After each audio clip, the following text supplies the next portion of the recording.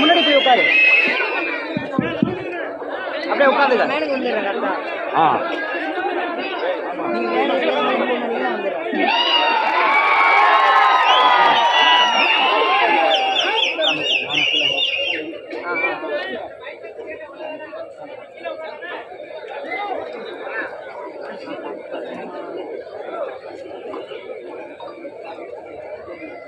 தஞ்சையிலே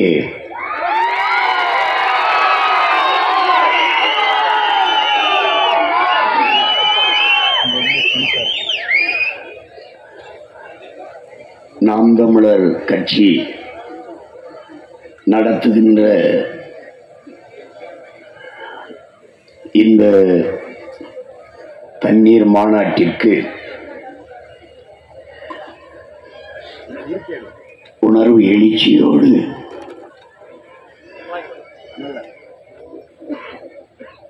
ஒன்று ஓடியிருக்கிற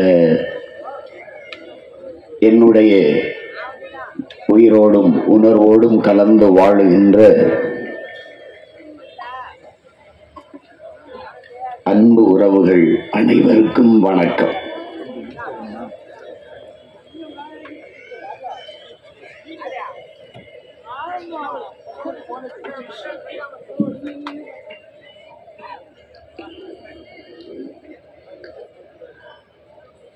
கர்நாடக மாநிலத்தில்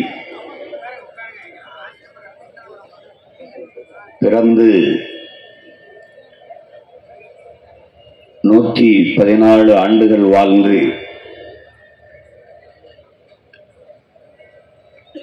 போற்றத்தக்க ஒரு சூழியல் போராளியாக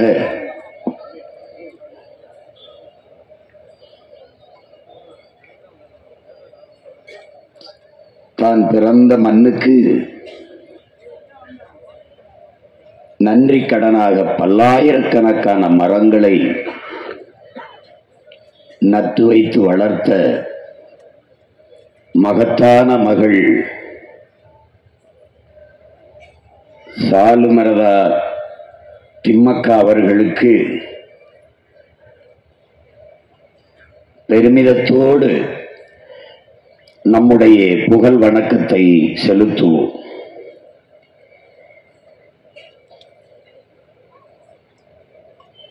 நஞ்சில்லாத உணவு அதுவே நம் கனவு என்று நமக்கு கற்பித்த நம்முடைய பெரிய தகப்பன்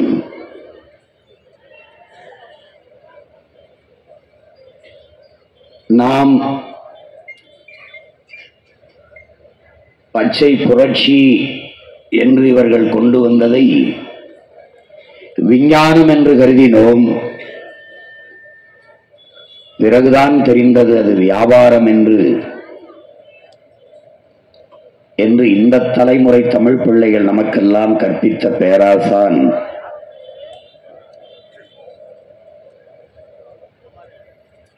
இந்திய நெல் ஆராய்ச்சி கழகத்தினுடைய தலைவர் ராத்தேலால் ரிச்சாரியா அவர்கள் 22,792 பாரம்பரிய நெல் வகைகளை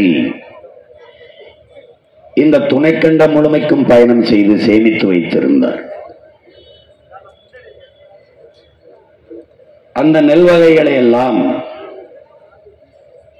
ஒரே நாளில் சின்சாண்டோ நிறுவனத்திற்கு எடுத்துக் கொடுத்த ஆட்சியாளர்கள் அன்றைய காங்கிரஸ் கட்சியின் ஆட்சியாளர்கள். அந்த நாளில் 80 வயது நிரம்பிய ராத்தேலால் ரிச்சாரியா அவர்களும் இந்த நிலத்தில் நம்முடைய பெரிய தகப்பன் 2 பேரும் தான் எல்லாம் பறிபோனதே என்று அழுத பெருமக்கள். நம்மை போன்ற பிள்ளைகளுக்கெல்லாம் வேளாண்மை மீது ஒரு பெரும் காதல் வருவதற்கு காரணமாக இருந்த முன்னத்தி ஏறு உழவன் நம்முடைய பெரிய தகப்பன் நம்மாழ்வார் அவர்கள். அவருக்கு இன்று மட்டுமல்ல, ஒவ்வொரு நாளும் நம்முடைய மதிப்புமிக்க புகழ் வணக்கத்தை நாம் செலுத்திக் கொண்டிருக்கிறோம். அந்த வழியில் அவருடைய கனவை சுமந்து பயணிக்கிற மகன் பெருமிதத்தோடு என்னுடைய புகழ் வணக்கத்தை செலுத்துகிறேன். இங்கே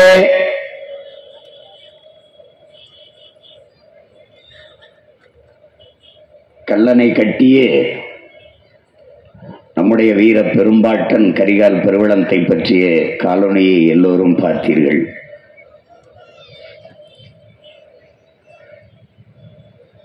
பத்து நிமிட காணொளியே இப்படி என்றால் அவன் வரலாற்றை முழுக்க ஆவணம் செய்தால் எப்படி இருக்கும் என்று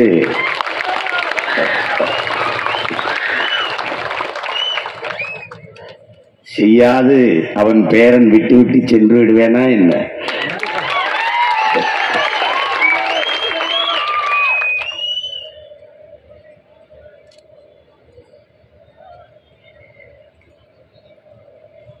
அந்த வீர பெரும்பாட்டனுக்கு பெருமிதத்தோடும் திமிரோடும் அவனுடைய பேரன் என் வீர வணக்கத்தை செலுத்துவதில் பெருமகிழ்ச்சி அடைகிறேன். இங்கே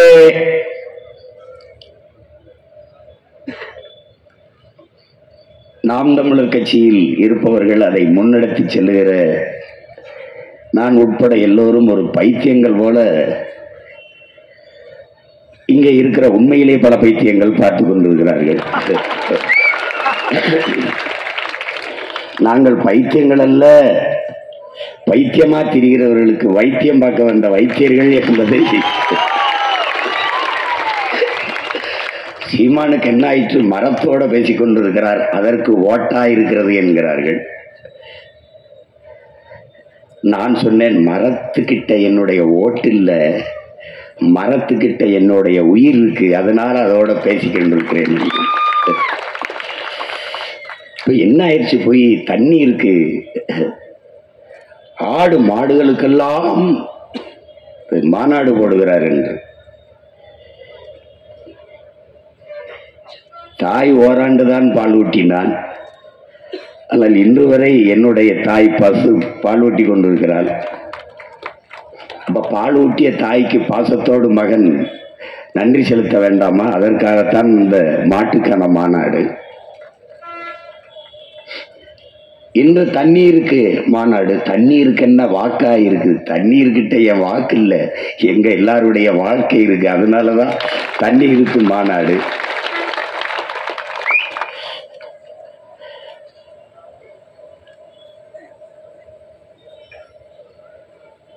நாம் என்ன செய்கிறோம் என்பதை அவர்களுக்கு புரியவில்லை. நான் என் தம்பி தங்கைகள்கிட்ட சொன்னேன், நான் போட்டி அவருக்கு மாமே, அவருக்கு மாமே அப்படின்னு.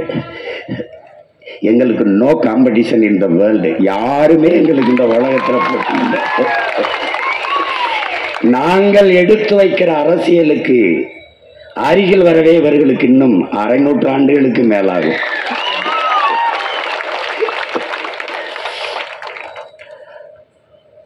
நாங்கள் உலகத்தின் தலை சிறந்த பேரினத்தின் மக்கள். இங்கே பார்த்தீர்கள், அறிவியல் தொழில்நுட்பம் வளராத காலத்திலேயே 2000 ஆண்டுகளுக்கு முன்பு ஓடுகிற நீரை தடுத்து பாசனத்திற்கு பயன்படுத்தியவன் பரம்பரையில் வந்தவர்கள். இதுவரை எப்படி இந்த கோயிலை கட்டினான் என்று எவனாலும் கண்டுணர முடியாத அளவிற்கு உலகத்தின் முதல் அதிசயத்தை கட்டி எழுப்புவேன். என் பாட்டன் அருண்மொழி சோழன் 60,000 யானைகள். அந்த யானைகளுக்கு உணவு, அதை பராமரிக்க பாகன், அந்த யானைகளின் மீது நின்று போர் செய்ய போர் வீரர்கள், அவர்களுக்கு உணவு பயிற்சி. இந்த 60,000 யானைகளையும் கப்பலில் ஏற்றி கொண்டு போய் பல்வேறு நிலப்பரப்புகளை வென்றிருக்கான் என் பாட்டன் அரசேந்திரன். சண்டையே போட கிடையாது. ஒரு இடத்துல 60,000 யானையை வரிசையா நிக்க வச்சு 60,000 யானை மேலையும் ஏறி வாழும் வேலேந்தி நின்னா குதிரைப்படையில நிக்கிறவன் என்ன நினைப்பான் பாருங்க, கற்பனை செஞ்சு பாருங்க. 60,000 யானை அப்படி அப்படி தட்டுன உடனே முன்னங்கால தூக்கி அப்படி தும்பிக்கைய தூக்கி பிளிர்னா எல்லா பயிலும் கீழே போட்டு கறி அரசேந்திரா எங்களை விற்று அவன் போர்லாம் செய்ய வேண்டியல, யானை ஏறி மிதிச்சே பூரா பயிலையும் நசுக்கி கொண்டிருக்கோம். பல பேர் பயந்து காலில் விழுந்து வணங்கினவன் தான். அப்பேற்பட்ட வீர பரம்பரையில வந்தவங்க.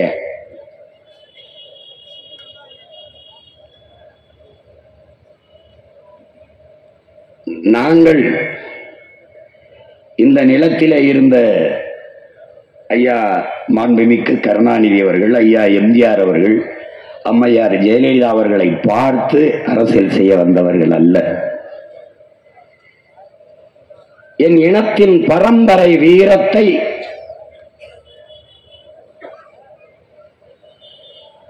தன்னுடைய மரபணுவில் கொண்டு அடிமை வாழ்வினும் உரிமை சாவு மேலானது, சரணடைந்து வாழ்வதை விடவும் சண்டையிட்டு சாவது மேலானது, உயிரினும் மேலானது நமது உரிமை.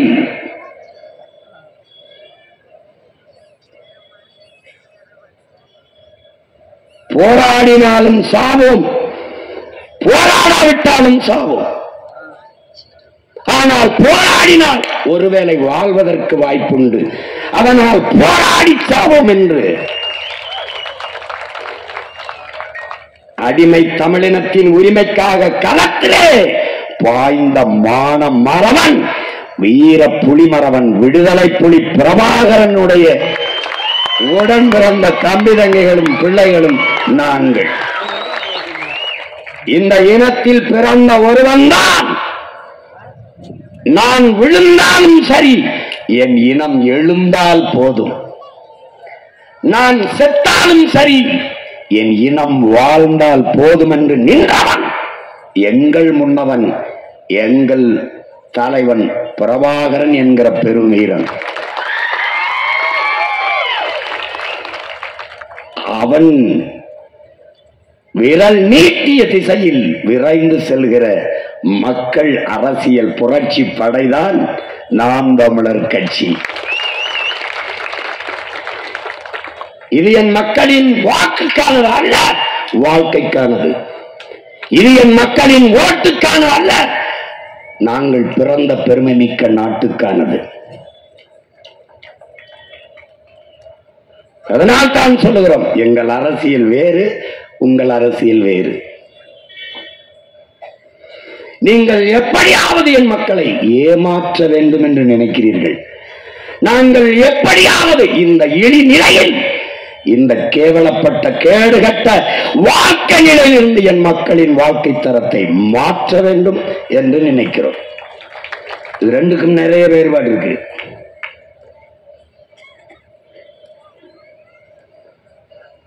அதனாலதான் சொல்றோம், இந்த நிலத்தில் எங்களுக்கு போட்டி எவரும் இல்லை.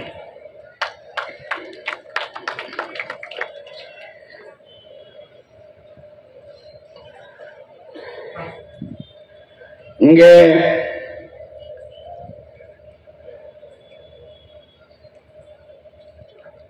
இந்த மாநாட்டை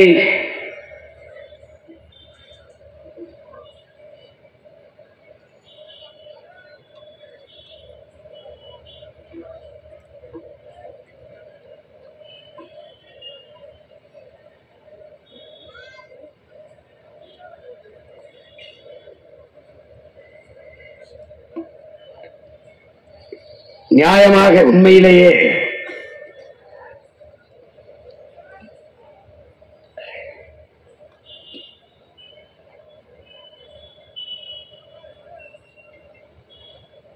நான் பிறந்த ராமநாதபுரம் சிவகங்கை மண்ணில்தான் நடத்தியிருக்க வேண்டும். காரணம்,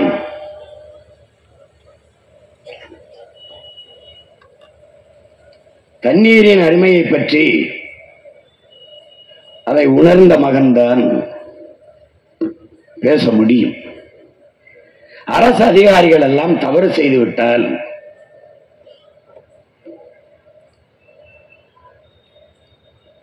தன்னில்லாத காட்டிற்கு பணியிடம் மாற்றுவார்கள். அது நான் பிறந்த மண்ணான ராமநாதபுரம் சிவகங்கைக்குத்தான் மாற்றுவார்கள். இன்றுதான் எனது மண் வறண்டு போனது. ஆனால் என்னுடைய வீர பெரும்பாட்டன் மருதுபாண்டியர்கள் ஆட்சியிலே உலகத்தின் சுவையான ஆரஞ்சு பழத்தை ஏற்றுமதி செய்திருக்கிறான் என்றால் எவ்வளவு வளமையான நாடாக என் நாடு இருந்திருக்கும் என்பதை அறிவார்ந்த தமிழ் சமூக சொந்தங்கள் அறிந்து கொள்ள முடியும். ஆனால் அதை விட்டுவிட்டு தஞ்சை நிலத்திலே இந்த தண்ணீர் மாநாட்டை சீமான் போடுவதற்கு காரணம், இந்த இனத்திலே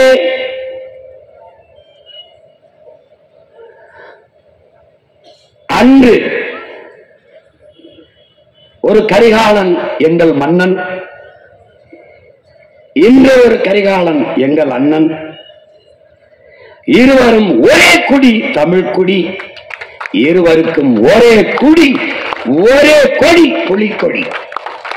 எங்களுடைய விடுதலை பாவலர் பாசத்திற்குரிய எங்கள் அண்ணன் அறிவுமதி அவர்கள் எழுதிய கவிதை வரிகள். அந்த பாட்டன் இன்றைய கரிகாலனின் மகன், அன்றைய கரிகாலனின் பேரன் இந்த நிலத்தில் நின்று பேச காரணம், இந்த இனத்தில் ஒருவனுக்குத்தான் தண்ணீரை தேக்கி தண்ணீரின் சேமிப்பை உருவாக்கி நிலத்தின் வளத்தை பெருக்கி வேளாண்மையை செழிக்க வைக்க வேண்டும் என்ற அறிவு என் இனத்தில் அவன் ஒருவனுக்குத்தான் இருந்தது. அறிவார்ந்த பெருமக்களே, அதனால்தான் என் அருமை பாட்டன் கரிகாலன் திருமாவளவன் என்றும் கரிகால் பெரு வளத்தான் என்றும் இன்று வரை தமிழின மக்களால் போற்றப்படுகிறான் என்றான். அதனால் தான் அவன் போற்றப்படுகிறான். அவன் ஒரு பேரணை கட்டி இருக்கலாம் காவிரியை தடுத்து, ஆனால் அவன் செய்யவில்லை. அணையை கட்டி நீரை தடுப்பது என்பது இயற்கைக்கு முரணானது. ஏனால் நதி என்பது பூமி தாயின் இரத்த நாளங்கள். எவ்விடத்தே இருந்து நமக்கு மழை வந்தது? சூரியன் தந்தை கடல் தாய் இருவரின் இயற்கை புணர்ச்சியில் நீராவியாகி மேலே குளிர்ந்து போய் மேகமாகி மழையாக பொழிந்து நமக்கு நீர் வந்தது. திருப்பி தாயிடத்திலேயே பிள்ளையை சேர விடுவது இயற்கை. அப்படி நதியை உங்களுக்கு வேண்டிய தண்ணீரை தேக்கிக் கொண்டு மறுபடியும் தாயிடத்திலே சேர விட வேண்டும். அதுதான் இயற்கையின் விதி. அதை 2000 ஆண்டுகளுக்கு முன்பு உலகில் செய்த ஒரே ஒருவன் என்னுடைய பாட்டன் கரிகால் பெருவளத்தான் மட்டும்தான். அவன் நினைத்திருந்தால் இன்று காவிரியிலே பேரணை கட்டி நமக்கு தண்ணி தர மறுப்பது போல அவன் ஒரு பேரணையை கட்டியிருக்கலாம். அன்னைக்கு கர்நாடகாங்கிற ஒரு நாடும் இல்லை, கன்னடம்ங்கிற மொழியும் இல்லை. ஆனால் அவன் தடுப்பணை தான் கட்டினான். அது என்ன மாதிரி நீர் மேலாண்மை? ஒரு பசுமாட்டிடம் கண்ணுக்குட்டியை பால் குடிக்க விடுவோம். பசு தன் கண்ணுக்குட்டிக்கு பால் கறக்கிறோம் என்றுதான் கறக்கிறது. அது திரும்பி பார்க்க விடாமல் அதற்கு முன்னாடி வைக்கோலை போடுவோம், புல்லை போடுவோம். அது தின்று கொண்டிருக்கும். கண்ணுக்குட்டியை விடுவோம். அது மாறிலை முட்டின விடாது நம் கண்ணுக்குட்டி தான் குடிக்கிறது என்று அது பாலை சுரக்க ஆரம்பிக்கும். நாம் கறந்து நமக்கு வேண்டியதை எடுத்துக்கொண்டு பிறகு அந்த கண்ணுக்குட்டியை அவுத்து விடுவோம். கொஞ்சம் மாறுகளை பாலை மிச்சம் வைத்து விட்டு கண்ணுக்குட்டிக்கு. இதே முறையைத்தான் பாசனத்திற்கு பயன்படுத்த வேண்டும். அதை பயன்படுத்தியவன் நம்முடைய பாட்டன். இந்த முறையை கண்டுபிடித்தவன். இங்கே ஓடி வருகிற நதியை தனக்கு வேண்டிய அளவுக்கு ஆறு, ஏரி, குளம், குட்டை, கம்மாய், இந்த தாங்கள் ஏந்த இப்படி நீரை தேக்கிக் கொண்டு மறுபடி கண்ணுக்குட்டி தாயிடத்திலே பால் குடிக்க விட்டதை போல நதியை தாய் கடலிடத்திலே, கடலம்மாவிடத்திலே சேரவிட வேண்டும். அப்படி தனக்கு வேண்டிய நீரை பேரணை கட்டி தேக்கிக் கொள்ளாமல் ஒரு தடுப்பணை கட்டி தேக்கி அதை மேலேறி தனக்கு தேவை போக மீதியை தாயிடத்திலே ஒப்படைத்தவன் நம்முடைய பாட்டன் கரிகால் பெருவளச்சோழன்.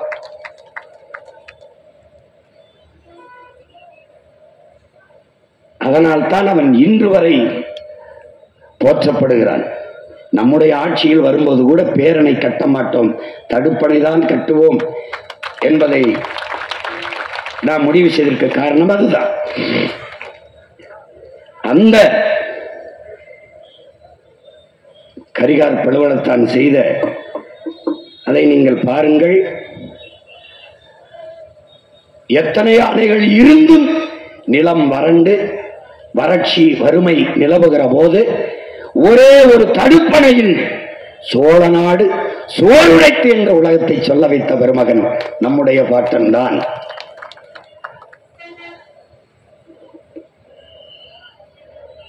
இங்கே பேரணை கட்டினால் அந்த இடத்திலே நதி நீர் தேங்கிவிடும். இப்ப உடலிலே ரத்த நாளங்கள் ஓடுகிற போது இந்த இடத்திலே ஒரு தடுப்பு ஏற்பட்டால் அதை ஆங்கிலத்தில் ஸ்ட்ரோக் வந்ததுங்கிறோம். கை கால் செயலிருந்து விழுகிறது. அப்படி ஓடுகிற பூமியின் ரத்த நாளங்களாக நதியை குறுக்கே மறைத்து தடுத்து விட்டால் அந்த இடத்திலே நீர் தேங்கிவிடும். அந்த இடத்தில் மட்டும் நிலத்தடி நீர் உயரும். அங்கு வாழ்கிற உயிரினங்கள் மட்டும் பயன்பெறும். ஆனால் மொத்தமாக நதி வறண்டு போகும். அதை நம்பி வாழ்ந்திருந்த உயிரினங்கள் செத்து போகும். பண்ணை, தென்னை, பூச்சி, வண்டு, யானை, புலி, கரடி, சிங்கம், வேளாண் குடிமக்கள் எல்லாம் பாதிக்கப்பட்டு விடுவார். ஆனால் அந்த தவறை நம்முடைய பாட்டன் செய்யவில்லை. அவன் அணையை கட்டியிருக்கிற முறையை பாருங்கள், எப்படி கட்டி பிரிச்சிருக்கான் பாருங்கள். அப்படிப்பட்ட தொழில்நுட்பத்தை நம்முடைய மூதாதையவர்கள் கடைபிடித்து கல்லணையை கட்டி 2000 ஆண்டுகளுக்கு முன்பு கட்டி நமக்கு அருங்கொடையாக தந்து சென்றிருக்கிறான். அவனுடைய நிலத்தில் நின்று இந்த பேரன் பேச காரணம் தண்ணீரின் அருமை குறித்து, தண்ணீரின் அருமை தெரிந்து கல்லணை கட்டி தந்த என் பாட்டன் காலடிபட்டு நடந்த தஞ்சை மண்ணில் நின்று தண்ணீரை பற்றி பேச வேண்டும் என்று முடிவெடுத்தேன். அதுவும் அவன் கல்லணை கட்டிய திசையில் நின்று பேச வேண்டும் என்று அவனுக்கு நன்றி சொல்லி என்னுடைய வீர வணக்கத்தை செலுத்தி நின்று பேச வேண்டும் என்று நினைத்தேன். அதனால் இந்த நிலத்தில் நின்று பேசுகிறேன். அன்று முப்போகம் விளைந்த தஞ்சை விளைந்தால் தமிழ்நாட்டில் பஞ்சமில்லை, தமிழ்நாடு விளைந்தால் இந்திய துணைக்கண்டத்தில் பஞ்சமில்லை, பசி இல்லை. ஆனால் இன்று தஞ்சை எந்த காவிரியை தடுத்து கல்லணை ஏற்றி பாசனத்திற்கு நம் பாட்டன் பயன்படுத்தினானோ அதே காவிரியிலே 150 TMC தண்ணீரை பெற முடியாமல் அவன் பேரனும் பேத்திகளும் தவித்து போய் வறண்டு போய் வாழ்க்கை இருண்டு போய் நிற்பதை நாம் பார்க்கிறோம். 450 TMC 500 TMC தண்ணி வந்து கொண்டிருந்த காலத்தில் இன்றைக்கு 150 TMCக்கு 60-70 TMC. அதைத்தான் நம்முடைய அப்பா நல்லகண்ண அவர்கள், நல்லுசாமி அவர்கள் சொல்லுகிறார்கள். ஒவ்வொரு நாளும் எங்களுக்கு விநியோகம் செய்ய வேண்டும், நீரை பிரித்து தர வேண்டும் என்று. என் நீர் என்னுடைய உரிமை, தமிழ் தேசியத்தின் அடிப்படை உரிமை. அதை தர மறுக்கிறது கர்நாடகா, பெற்றுத்தராமல் வேடிக்கை பார்க்கிறது இந்த ஆட்சியாளர்களில். இந்திய நாட்டை ஆண்டு கொண்டிருக்கிற இந்த கட்சிகள் ஆட்சி. இதற்கு காரணம் என்னவென்பதை அறிவார்ந்த தமிழ் சமூக தம்பிதங்கைகள், என் உயிரினும் மீறிய உடன் பிறந்தார்கள் தெரிந்து கொள்ள வேண்டும். இங்கே முப்போகம் விளைந்த நிலம் வறண்டு இன்னைக்கு ஒரு போகம் விளைவதற்கு கூட தண்ணீருக்கு ஊரான்ட்டே கையேந்திர நிலைமைக்கு நிற்க காரணம் இந்த இடத்திலே பாருங்கள். காவிரியிலே தொடர்ச்சியாக தண்ணீர் வந்து கொண்டிருந்தால் ஆற்று மணலை அள்ளி விற்க முடியாது. வளத்தை எப்படி அள்ளி விற்கிறான் பாரு. தண்ணி தொடர்ச்சியாக வந்து கொண்டிருந்தால் ஒரு இடத்துல மண் இருக்கா பாரு. மணலை அள்ளிட்டதுனால மண்ணு வந்துச்சு. மண்ணு வந்துட்டதுனால செடி கொடி மரம் முளைச்சிச்சு. ஆத்துக்குள்ள நடு ஆத்துல மரம் செடி கொடி முளைக்காது. 2 பக்கம் கரையில தான் நாதனம் முளைக்கும். ஆனால் மணலை அள்ளி விட்டால், மண் வந்து விட்டால் அங்கே மரம் செடி கொடி முளைத்திரும், ஆறு செத்துரும். தம்பி ஹுமாயூன் சொன்னார் பாருங்க, 3 அடிதான் அல்ல வேண்டும், ஆனால் 30 அடிக்கு இரும்பு கை உண்டாங்க போக்களை இயந்திரம் கொண்டு அல்ல அனுமதித்தவனும் இந்த ஆட்சியாளர். ஏரி குளத்தை வெட்ட சொல்கிறோம், வெட்டினான் ஆற்றுக்குள்ளே. ஆற்று நீரை தேக்க அங்கே ஏரி குளத்தை வெட்டினான். அவன் ஆற்றுக்குள்ளே வெட்டிட்டான் பாரு. எதற்கு இந்த குழி? சீமான் என்னை தூக்கி இதிலே போட்டு புதை என்று அவன் சொல்லுகிறான்.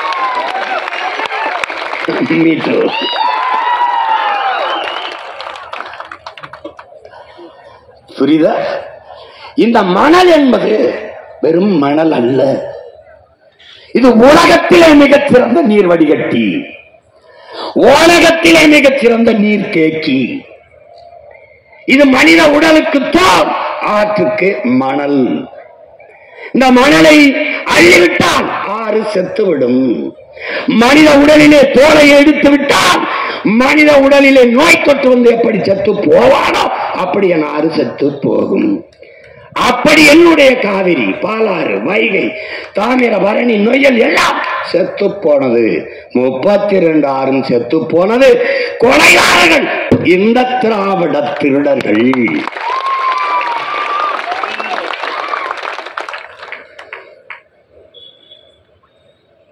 புரியுதுன்னு நினைக்கிறேன். இதை விட பாடம் நடத்த இன்னொரு பேராசிரியர் வந்துதான் உனக்கு பிறந்துதான் வரணும். புரியுதுன்னு நினைக்கிறேன்.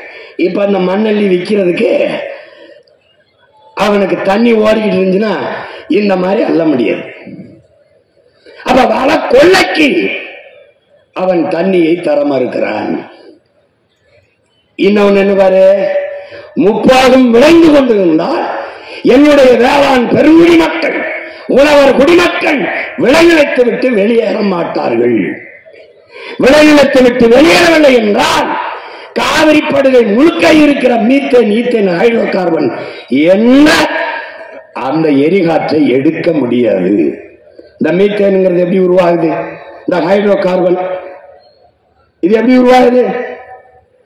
பல ஆயிரம் ஆண்டுகளுக்கு முன்பு பூமிக்குள்ளே புதைந்த மரம், செடி, கொடிகள் மக்கி புதைந்து காற்றின் அழுத்தத்தாலும் வெப்பத்தாலும் கரியாகி விடுகிறது.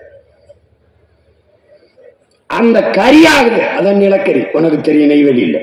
அப்ப பல ஆயிரம் ஆண்டுகளுக்கு முன்பு எப்படி அந்த மரம், செடி, கொடி எல்லாம் பூமிக்குள்ள புதைஞ்சதுன்னா அத்தனை ஆயிரம் ஆண்டுகளுக்கு முன்னாடி எனது முன்னவர்கள் இந்த நிலத்தில் வாழ்ந்திருக்கிறார்கள்.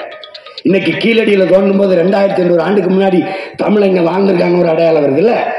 அப்படி பூமிக்குள் தோண்டும் போது என் முன்னவர்கள் வாழ்ந்த இடத்துல புதைந்த மரம், செடி, கொடி எல்லாம் இன்னைக்கு மக்கி மக்கி கரியாகி நிற்குது.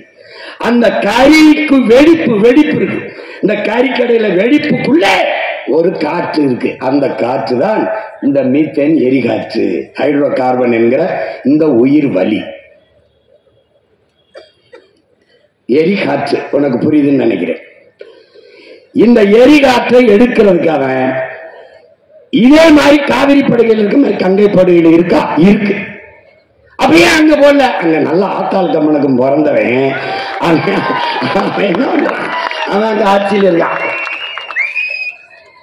நான் விறகு வச்சு கூட அடுப்பறிச்சுக்கிறேன், வெளியில போடான்ட்டான். இங்க 60 வருஷமா எனக்கு பெத்தவன் அப்பனும் எல்லாமே மற்றவனே இருக்கிறதுனால எவன் இருந்தாலும் என் ஆத்தா தாலி எடுத்தாங்க, என் அக்கா தாலி எடுத்தாங்க, அவனுக்கு கவலை கிடையாது, அவன் போடுறான். இப்ப 3 போதை என்னால விளைஞ்சதுன்னா இந்த நிலத்துல அவன் இந்த ஹைட்ரோ கார்பன், மீத்தேன், ஈத்தேன் எடுக்கிறேன்னு குழாய போட முடியாது. விளங்கிச்சா? இப்ப அப்ப தண்ணி வரலைன்னா இந்த நிலத்தை வச்சுக்கிட்டு என்ன பண்றதுன்ட்டு, எப்பா இங்க ஒரு போட்டு எடுத்துக்கிறோம் அப்படின்னு எடுத்துக்கிட்டான். நான் முதல்ல இங்க வந்து இந்த மீத்தேன் எரிகாத்துக்கு ONGCக்கு எதிராக நான் போராட வரும்போது அவன் என்ன சொல்றாங்க, என்னை தனியா கூட்டிட்டு போய் அந்த அதிகாரி, ஏங்க வாங்கய்யா 17 வருஷமா எடுத்துக்கிட்டு இருக்கீங்க. என்னங்க சொல்றீங்க? ஆமாங்கய்யா 17 வருஷமா எடுத்துக்கிட்டு இருக்கீங்க. இந்த இடத்துல கிணறு, இந்த கிணறை போட சொல்லி அனுமதி கொடுத்தது யார் தெரியுமா? யாருன்னு கேட்டாப்ல. யாரு? உங்க சனந்தாயான்ற.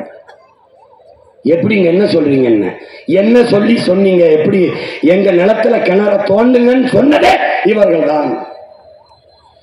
நான் கேட்ட என்ன சொன்னீர்கள்? தோண்டிக் கொள்ளுங்கள் என்று சொன்னார்கள். மண்ணெண்ணெய் எடுக்க போறோம்னு சொன்னாங்க. எப்படி இருப்பாரு? மண்ணெண்ணெய் எடுக்க போறோம் என்று சொன்னதால் மண்ணெண்ணை தானே சீமெண்ணை தானே எடுக்க போறான், எடுத்துட்டு போட்டு என் நிலத்துல போட்டுக்கன்னா. அப்புறமா தான் தெரியுது அவன் எரிகாற்றை எடுக்கிறான். திடீர்னு தீப்பிடிச்சு எரியும் போதான் தெரியுது அட பாவிகளான்னு அன்னைக்கு தான் தெரியுது. புரியுதா? இப்போ இந்த விளைநிலத்தை விட்டு வெளியேற்ற வேண்டிய தேவை இந்த ஆட்சியாளர்களுக்கு இருக்கு. பெரும் முதலாளிகளின் வள வேட்டைக்கு இந்த தரக அதிகாரங்கள் கைக்கூலிகளாக இருந்து வேலை பார்த்து எனக்கு காவிரியில் தண்ணி பெற்று தராமல் என் நிலத்தை வறண்ட நிலமாக்கி விளைநிலத்தை விட்டு வேளாண் குடிமக்களை வெளியேற்றி வள வேட்டைக்காடாக முப்போகம் விளைந்த தஞ்சை நிலத்தை தரிசு நிலமாக மாற்றி இருக்கிறார்கள். இதை எப்படி சரி செய்வான்?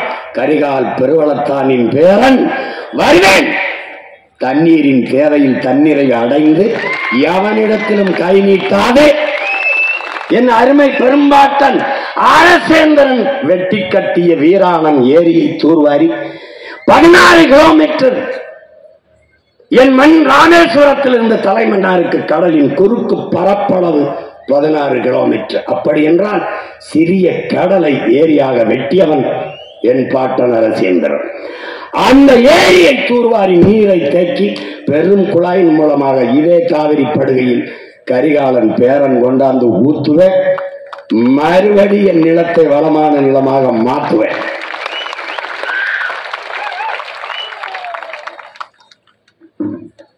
பார்த்துக்கிட்டே வா, பார்த்துக்கிட்டே வா உனக்கு. அதனால இந்த தண்ணீர் என்பது மானுட தேவை மட்டும் அல்ல, அது உலக உயிர்களின் உயிர் தேவை. அதனால்தான் ஒவ்வொரு துளியும் உயிர் துளி, பல் உயிர்க்கும் பகிர்ந்தழி, பகுத்துண்டு பல் உயிர்கள் ஓம்புகள் நூலோர் தொகுத்தவற்றிலெல்லாம் கலை என்று நமது முன்னவன் மறையோன் வள்ளுவப் பெருமகனார் அருளிய மறைமொழிக்கேற்ப நீரின்றி அமையாது உலகு, அதை நினைவில் நிறுத்தி பழகு என்ற முழக்கத்தை முன்வைத்து தமிழ் இளம் தலைமுறைகளை என்னரும் தம்பிடங்கைகளை இந்த நிலத்தை வளத்தை நாட்டை மக்களை பாதுகாக்கிற இளைய தலைமுறை புரட்சியாளர்களை உருவாக்க வேண்டும் என்ற உன்னத நோக்கத்தோடு கரிகாலன் கால்வதித்த மண்ணிலே நின்று அவன் பேரன் இன்று பேசிக் கொண்டிருக்கிறேன். தண்ணீர் என்றால் என்ன என்று இங்கே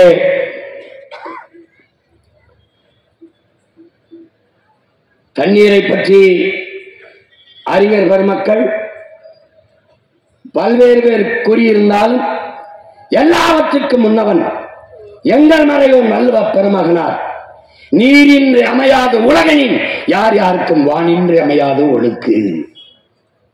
நீர் இல்லாம உலகத்துல ஒன்றுங்கிறது ஒரு உயிரும் இல்லை.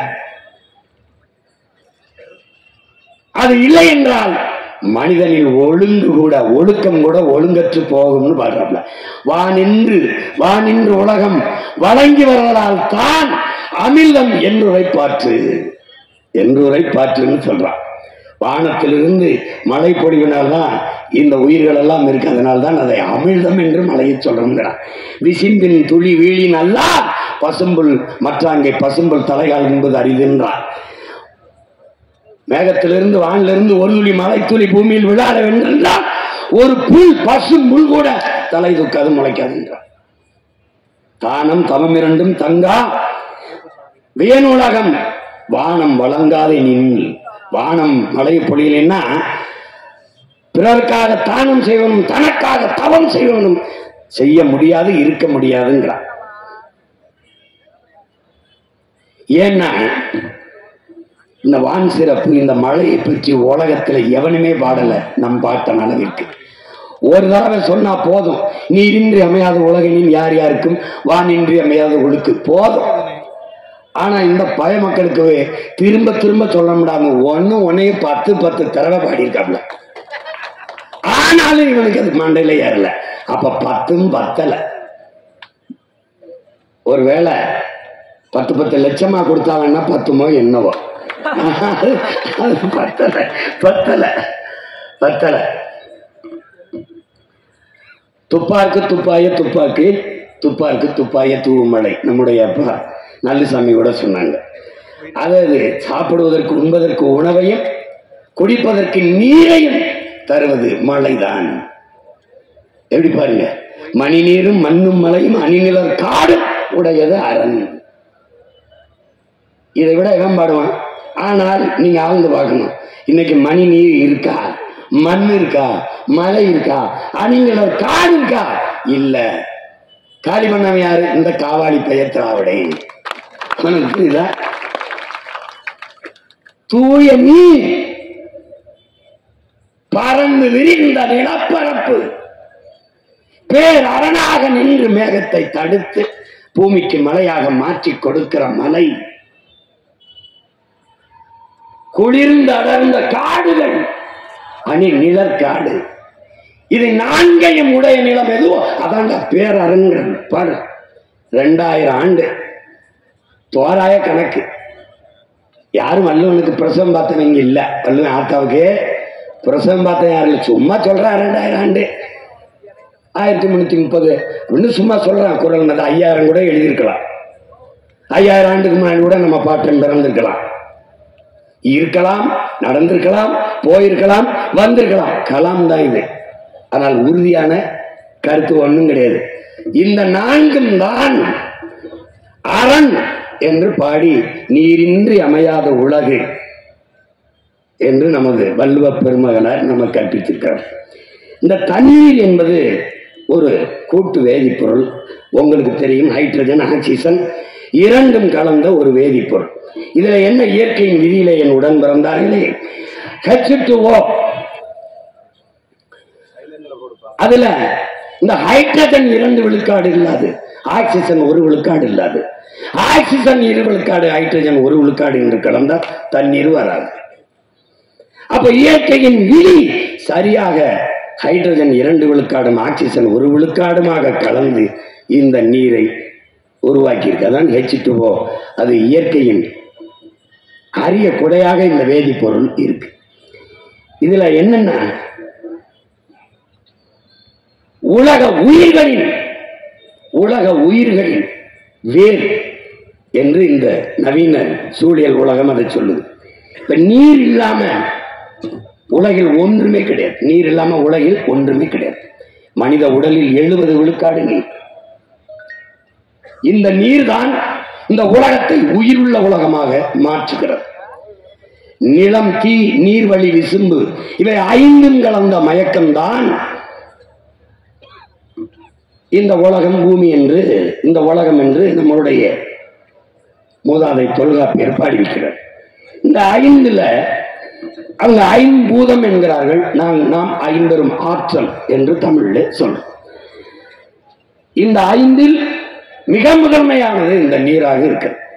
இந்த நீரில் தான் இந்த ஒரு செல் உயிரினமான அமீபா தோன்றுது. அந்த முதலாக இந்த உலகில் தோன்றிய உயிரினம் நீரில் இருந்துதான். எனவேதான் நீரின்றி அமையாது உலகு என்று நமது மூதாதை இந்த கருத்தை வலியுறுத்துகிறார். நீங்க நல்லா கவனிச்சுக்கணும். இப்ப இந்த மனிதன் மட்டும் அல்ல, உலகில் எந்த உயிரும் இந்த 50 ஆற்றல், நீர், நிலம், நீர், காற்று, உங்களுக்கு தெரியும், இந்த தீ, ஆகாயம், இது இல்லாம எந்த உயிரும் இல்லை. இப்ப நம்முடைய இதுல, நம்முடைய பழக்கத்துல எரிக்கிறது, எரியூட்டுவது நம்முடைய பழக்கம் இல்லை. நமக்கு உயிர் போகிற போது நீர் முதல்ல வெளியேறுகிறது. அப்ப நீர் போனோன்னா உடம்பு குளிர்ந்துரும், காற்று போயிருது, வெப்பம் தணிஞ்சிருது, உடம்புல நெருப்பு போயிருது. எல்லாம் போன பிறகு கடைசியா என்ன இருக்கு? மண், நிலம். அதனால பூமியில தோண்டி நிலத்துல போட்டு புதைச்சிறதான் தமிழர் மரபு. இப்ப இந்த 50 ஆற்றல் இல்லாத மனித உயிர்கள் அல்ல, உலகில் எவ்வுயிரும் இல்லை என்பதை அறிவார்ந்த தமிழ் சமூக தம்பி தங்கிகள் அறிந்து கொள்ள வேண்டும். அதுலதான் தண்ணீர் இல்லாமல் உலகில் எந்த உயிரும் இல்லை. தண்ணீருக்கென்று தனித்த உயிர் இல்லை. ஆனால் தண்ணீருக்குள்ளே பல லட்சக்கணக்கான உயிர்கள் இருக்கிறது என்பதை புரிந்து கொள்ளணும். அந்த தண்ணீர் இல்லாமல் உலகில் எந்த உயிரும் இல்லை. உலக உயிர்களை தண்ணீரிலிருந்து நீங்கள் பிரிக்க முடியாது. எப்படி? இந்த இந்த இந்த இருக்குல்ல, இந்த இயக்கி தண்ணீர் இல்லாம கண்டுபிடிக்கல. இந்த ஒளிபெருக்கி தண்ணீர் இல்லாம இல்ல. இந்த கட்டடம் தண்ணீர் இல்லாம கட்ட முடியாது. கல்ல நான் கட்டிருக்காம பாட்டேன், தண்ணீர் இல்லாம கட்ட முடியாது. எது ஒன்றும் தண்ணீர் இல்லாம இல்ல. கடைசியா சாராயம் குடிக்கிறான்ல, சாராயம் கூட தண்ணீர் இல்லாம இல்ல. எல்லாமே தண்ணி தான், எல்லாமே. அதனாலதான் தண்ணீர் இல்லாமல் ஒன்றும் இல்லை. அதை என் அன்பு சொந்தங்கள், என் அருமை உடன் பிறந்தார்கள் கற்றுக்கொள்ளணும். உயிர் உருவாவதற்கும் உயிர் வாழ்வதற்கும் அழிவதற்கும் நீர்தான் காரணமா இருக்கு. எனவே உலக உயிர்களின் ஆதாரமாக, அடிப்படை வாழ்வாதாரமாக நீர் இருக்கிறது. உடலிலே இருக்கிற வெப்பநிலையை சமப்படுத்துவதற்கும் ஊட்டச்சத்துக்களை கடத்துவதற்குமான உயிர் காரணியாக இந்த நீர் இருக்கிறது என்பதை அறிவார்ந்த தமிழ் சமூக தம்பிதங்கைகள் புரிந்து கொள்ள வேண்டும். வேளாண்மை செய்வதற்கும் தொழிற்சாலைகளை நிறுவி வளர்ப்பதற்கும் எல்லாவற்றுக்கும் நீர் முதன்மையான காரணியாக இருப்பதால் தான் நீரின்றி அமையாது உலகு எனின் யார் யாருக்கும் வானின்றி அமையாது ஒழுக்கு என்ற ஆகச்சிறந்த மறைமொழியை நம்முடைய மூதாதை வள்ளுவ பெருமகனார் நமக்கு பகுத்து வகுத்து தந்திருக்கிறார் என்பதை என்னிலும் இளைய என் தம்பிதங்கைகள் புரிந்து கொள்ள வேண்டும். இப்போது உலகிலே 800 கோடி மக்கள் தொகை உலகெங்கும் பரவி வாழ்கிறார். இந்த 800 கோடி மக்களில் 100 கோடி மக்களுக்கு தான் தண்ணீர் இருக்கிறது. இது நம்முடைய அறிவியலின் பேரடையாளமாக இருக்கிற ஐயா அப்துல் கலாம் அவர்கள் 100 கோடி மக்களுக்கு தான் தண்ணீர் இருக்கிறது. அப்ப மீதி 700 கோடி மக்களினுடைய நிலை என்ன? 70 விழுக்காடு நீரிலிருந்தும் 2 விழுக்காடு தான் குடிநீர் இருக்கிறது. அப்ப இந்த 2 விழுக்காட்டு குடிநீரை 10 விழுக்காடு 20 விழுக்காடாக உயர்த்துவது எப்படி என்று சிந்திக்காது, அதை விற்றால் நன்றாக சம்பாதிக்க முடியும் என்று சிந்தித்த மூளைதான் உலக உயிர்களுக்கு செய்த பெரும் துரோக சிந்தனை. அது எப்படா பெருக்கிறதுன்னு எந்த தலைவனும் யோசிக்கல. வித்தா நல்லா சம்பாதிக்கலாம். ஏன்? தண்ணீர் தவிர்க்க முடியாத உயிர் தேவை. கல்வி எப்படி, மருத்துவம் எப்படி, மின்சாரம் எப்படி, அதைவிட தண்ணீர். குளிக்காமல் ஒரு வாரம் இருக்க முடியும், தண்ணீர் குடிக்காமல் எவ்வளவு நாள் இருக்க முடியும். அதனால் உயிர் ஆகாரமாக உயிர் தேவையாக இருக்கிற நீரை சந்தையாக்கினால் தவிர்க்க முடியாத சந்தை செல்வத்தை குவிக்கலாம், வருவாயை பெருக்கலாம் என்று இந்த வியாபாரிகளின் மூளை சிந்தித்தது. ஏன் இந்த தண்ணீர் எப்படி விற்பனை பண்ணமாச்சு? ஏன்னா உலகம் வர்த்தக மயமாகிவிட்டது. அறிவார்ந்த தமிழ் சமூக தம்பிதங்கைகளே, நமக்கு தண்ணீர் உயிர் தேவை. அதை விநியோகிப்பது, மக்களுக்கு தரமான தூய குடிநீரை கொடுப்பது அரசின் கடமை. இது சேவை. அறிவை வளர்க்கும் கல்வி மானுட உரிமை, அதை கொடுக்க வேண்டியது அரசின் கடமை.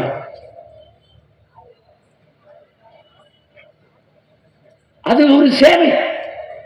மருத்துவம் ஒரு மகத்தான சேவை, அது என் மக்களுக்கு தேவை, அதை கொடுக்க வேண்டியது அரசின் கடமை.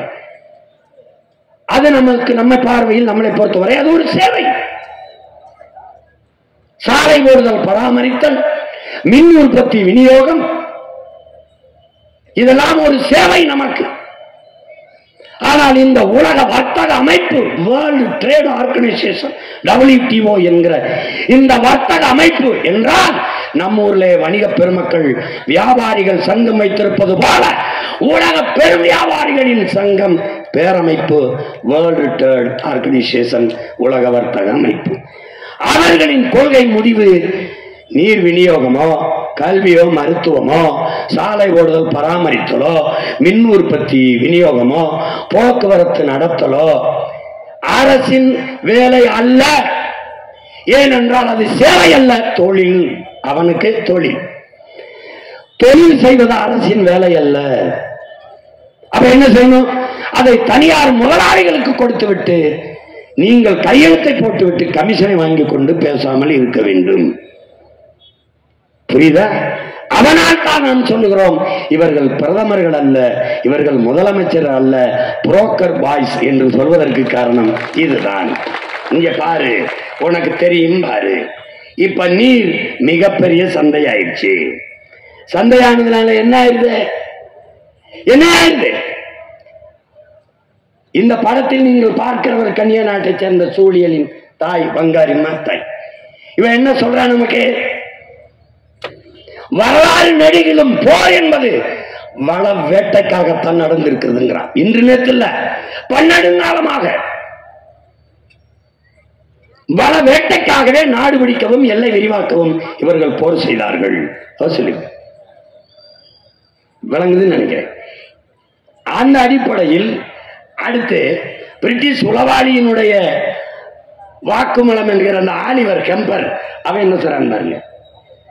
அம்மா வங்காரி மாத்தாய், ஆலிவர் கெம்பர் பிரிட்டிஷ் உளவாளியின் ஒப்புதல் வாக்குமூலம் பாருங்க. 3ஆம் உலக நாடுகளை சிதைக்க உளவாளிகள் நடத்திய சதி குறித்த ஆவணம் ஆலிவர் கெம்பர். இவன் என்ன சொல்றான்னு தெரியுமா? இது ஒரு சின்ன புத்தகம் தான், நீங்க படிச்சீங்கன்னா தெரியும். எதுக்கு இந்த புத்தகத்தை போடுறேன்னா தேடி படிப்பீங்கன்னா. இவன் என்ன சொல்றான்? நாங்கள் வந்ததெல்லாம் நாடு பிடிக்க அல்ல, வள வேட்டைக்காகத்தான் வந்தோம்ங்கிறான். எந்த நாட்டுக்குள்ள போனாலும் அந்த நாட்டுக்குள்ள இருந்து வளத்தை வேட்டையாடத்தான் நாங்கள் வந்தோம். அப்ப வள வேட்டைக்காகத்தான் உலகெங்கிலும் போர் நடக்கிறது. அப்படி பார்த்தால் இனி வருங்காலங்களில் 3ஆம் உலக போர், நல்லா கவனிங்க, இது நம்முடைய கவி பேரரசு வைரமுத்து அவர்கள் 3ஆம் உலக போர் என்ற புத்தகத்தில் இருக்காரு. இது எதுக்கு போடுறேன்னா நீங்க வாங்கி படிக்கணும். இதற்கு முன்னாடி வளம் என்பது பெட்ரோல், டீசல், தங்கம், வைரம் இப்படி இருந்ததெல்லாம் வளமாக கருதப்பட்டது. அப்படித்தான் ஈரான் ஈராக்கு மேலே, சிரியா மேலே, லிபியா மேலே, எல்லா நாடுகள் மேலையும் வள வேட்டைக்கு எண்ணெய் வளத்துக்காக போர் தொடுக்கப்பட்டது. ஆனால் இது எந்த வளமும் இல்லாமல் வாழ்ந்து விட முடியும், நீர் இல்லாமல் வாழ முடியாது. ஆக இந்த வளங்களில் எல்லாம் மேலான வளம் நீர். அதனால் தான் 3ஆம் உலக போர் ஒன்று வந்தால் அது தண்ணீருக்காகத்தான் இருக்கும். அதிலே நீ முழுக்க படிக்க வேண்டியதில்லை, முன்னுரையிலே இவர் எழுதியிருக்கிறார். ஆதியில் காடுகளில் நாம் வேட்டையாடி உண்ட போது விலங்குகளை வேட்டையாடி உண்டோம். ஒருவேளை விலங்குகள் கிடைக்கவில்லை என்றால் மனிதனையே உண்டோம். இறந்த பிணத்தை வைத்துவிட்டு ஓட்டப்பந்தயம் வைத்து பந்தயத்தில் முதலில் வந்தவனே பிணத்தில் பெரும்பங்கு தின்றான் என்று எழுதியிருக்கவில்லை. அன்றைக்கு ஆதியில் காடுகளில் வாழ்கிற போது நரமாமிசம் மனிதனை தின்றோம். ஆனால் அந்த நிலை இன்றும் வராது என்று சொல்வதற்கு இல்லை. ஏன்? போக்கப்படி இருக்கிறது. நீரெல்லாம் இல்லை என்றால் நிலம் வறண்டுவிடும், வேளாண்மை உணவுப் பொருள் உற்பத்தி நின்றுவிடும், பசி எல்லாவற்றையும் கொன்றுவிடும், வென்றுவிடும், கடைசியாக மனிதனை தின்றுவிடும் நிலை உருவாகும். அதுதான் இந்த புத்தகத்தை முழுக்க படிக்க வேண்டியதில்லை, முன்னுரையிலேயே குறிப்பிட்டிருப்பார், படி. அதே போல ஆலிவர் கெம்பர் முதல்ல சொல்லிட்டான், நாங்க இதுக்குத்தான் வந்தோம். இதை அமெரிக்க பொருளாதார அடியாளின் வாக்குமூலம் எழுதிய ஜான் பெர்கினும் சொல்கிறான். வள வேட்டைதான் எங்களுடைய குறி. அதனால் கண் முன்னே உங்கள் வளங்கள் களவுவாதை பார்த்து கொண்டிருக்க நீங்கள் சதிக்கப்பட்டு விட்டீர்கள் என்று எழுதுகிறார். உன் மலை போகும், உன் மணல் போகும், உன் நிலத்தின் வளம் மீட்டேன் ஈட்டேன் என்று உன் தாயின் ஈரக்குலை இதயம் அறுக்கப்படும். நிலக்கரி அது இது என்று சிறுநீரகமும் நுரையீரலும் அறுக்கப்படும். உன்னால் தெரியும், ஆனால் தடுக்க முடியாத காரணம் நீ சபிக்கப்பட்டு விட்டாய் என்கிறார்.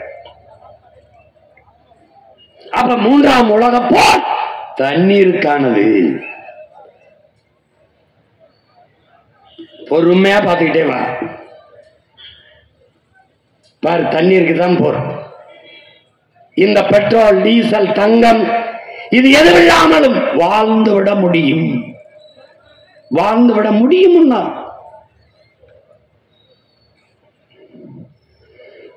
ஆனால் நீர் இல்லாமல் வாழ முடியாது.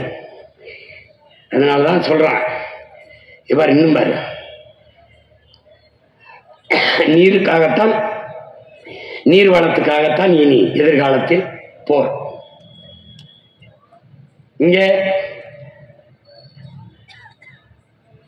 அல்ல கவனி, ஒவ்வொன்னே சொல்றோம் பார்த்துக்கிட்டே வா. இப்ப நீர் பொருளாதாரம், இதை நல்லா கவனிச்சு. இந்த நீர் பொருளாதாரம் அது என்ன சொல்றான்னு பாத்தீங்கன்னா, இங்கிலாந்து பொருளாதார மேதை இந்த ஜான் ஆண்டனி ஆலன்கிறவன், இந்த நீர், இவன் தான் இந்த ஜான் ஆண்டனி ஆலன். இவன் என்ன சொல்றான்னா, இந்த ஆசிய நாடுகள் இருக்குல்ல, நம்ம இந்தியா, இந்த நாடுகள் இதெல்லாம் தான் தங்கத்தை, பணத்தை வைத்து பொருளாதாரத்தை மதிப்பிடுது. எந்த நாடு அதிக தங்கம் வைத்திருக்கிறதோ அந்த நாடு பணக்கார நாடு என்று கணக்கிடுது. ஆனால் ஐரோப்பிய நாடுகள் நீரை வைத்து, எந்த நாடு நீரை அதிகமாக வைத்திருக்கிறதோ அந்த நாடுதான் உலகத்திலே பொருளாதாரத்தில் மேம்பட்ட நாடு என்று அவன் சொல்றான். அப்ப ஐரோப்பிய நாடுகள் எல்லாம் நீர் பொருளாதாரத்திற்கு வந்துருச்சுங்கிறான். அதுக்கு சான்று சொல்றான் இந்த பிரான்ஸ். இது யாரு? பிரான்ஸ். இந்த பிரான்ஸ் நாடு உலகத்திலே அதிகமாக ஆரஞ்சு பழத்தை ஏற்றுமதி செய்கிற நாடு இந்த பிரான்ஸ் தான். இந்த பாரு, இந்த படத்தை பாரு, உள்ள இந்த கையில ஒரு ஆரஞ்சு பழத்தை வச்சுக்கிட்டு பாக்குறான். இந்த ஆரஞ்சு பழத்தை பிழிஞ்சினா எவ்வளவு தண்ணி வரும் நினைக்கிறேன்? அரை கொவளை வரும். ஆனால் இது விளைஞ்சு கைக்கு வர 50 லிட்டர் தண்ணீரை குடிக்குது. அப்ப யோசிக்கிறான், என்ன யோசிக்கிறான்? ஆரஞ்சு பழம் விளைய வைக்கிறது நிப்பாட்டு. ஏன்? நிலத்தின் வளம் முழுக்க போகிறது, கண்ணுக்கு தெரியாமல் களவு போகிறது. இதைத்தான் மறை நீர், வெர்ச்சுவல் வாட்டர் என்று சொல்கிறார்கள். அதை நம்முடைய ஐயா நக்கீரன் அவர்கள் மறைநீர் என்றும் நீரெழுத்து என்றும் எழுதியிருக்கிறார். அந்த புத்தகங்களை என்னுடைய தம்பி தங்கைகள் வாங்கி படிக்கணும். பாருங்க, இந்த ஆரஞ்சு பழத்தை அவன் நிறுத்துறான்ட்டான். சீனா என்ன செய்து, பன்னிக்கறியை விரும்பி சாப்பிடுது. அந்த நாட்டில் விருப்ப உணவு அந்த மக்களுக்கு. இந்த ஒரு கிலோ பன்றி கறி இறைச்சி சாப்பாட்டு மேசைக்கு வர பாரு, பயந்துருவார். 1 கிலோ பன்றிக்கறி சாப்பாட்டுங்க 6000 லிட்டர் தேவைப்படும்.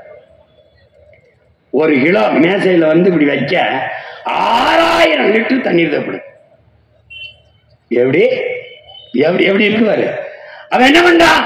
பன்றி கறியை வளர்க்கறது, திங்கிறத நிப்பாட்டவனா, வளர்க்கறத நிப்பாட்டுறான்றான். அப்ப என்ன செய்யலாம்? நமக்கு பன்றி கறிக்கு இறக்குமதி செஞ்சுக்கிடுவோம். எந்த நாடு எப்படியா போகட்டும், என் நாட்டு நீர்வளத்தை காப்பாற்ற நினைக்கிறான். ஏன்? அவன் நான் முதல்ல சொன்ன மாதிரி நல்ல ஆத்தல் கப்பனுக்கு பிறந்துட்டான்.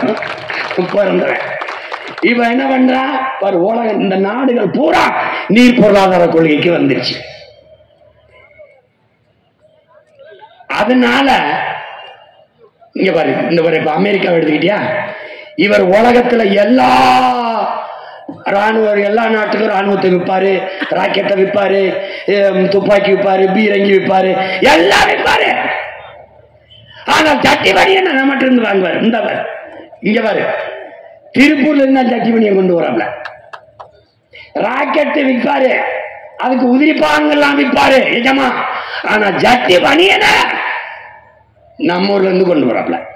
காரணங்கள் 2500 லிட்டர் தேவைப்படுதுடா ஒரு ஜட்டிக்கு. ஒரு ஜட்டிக்குடா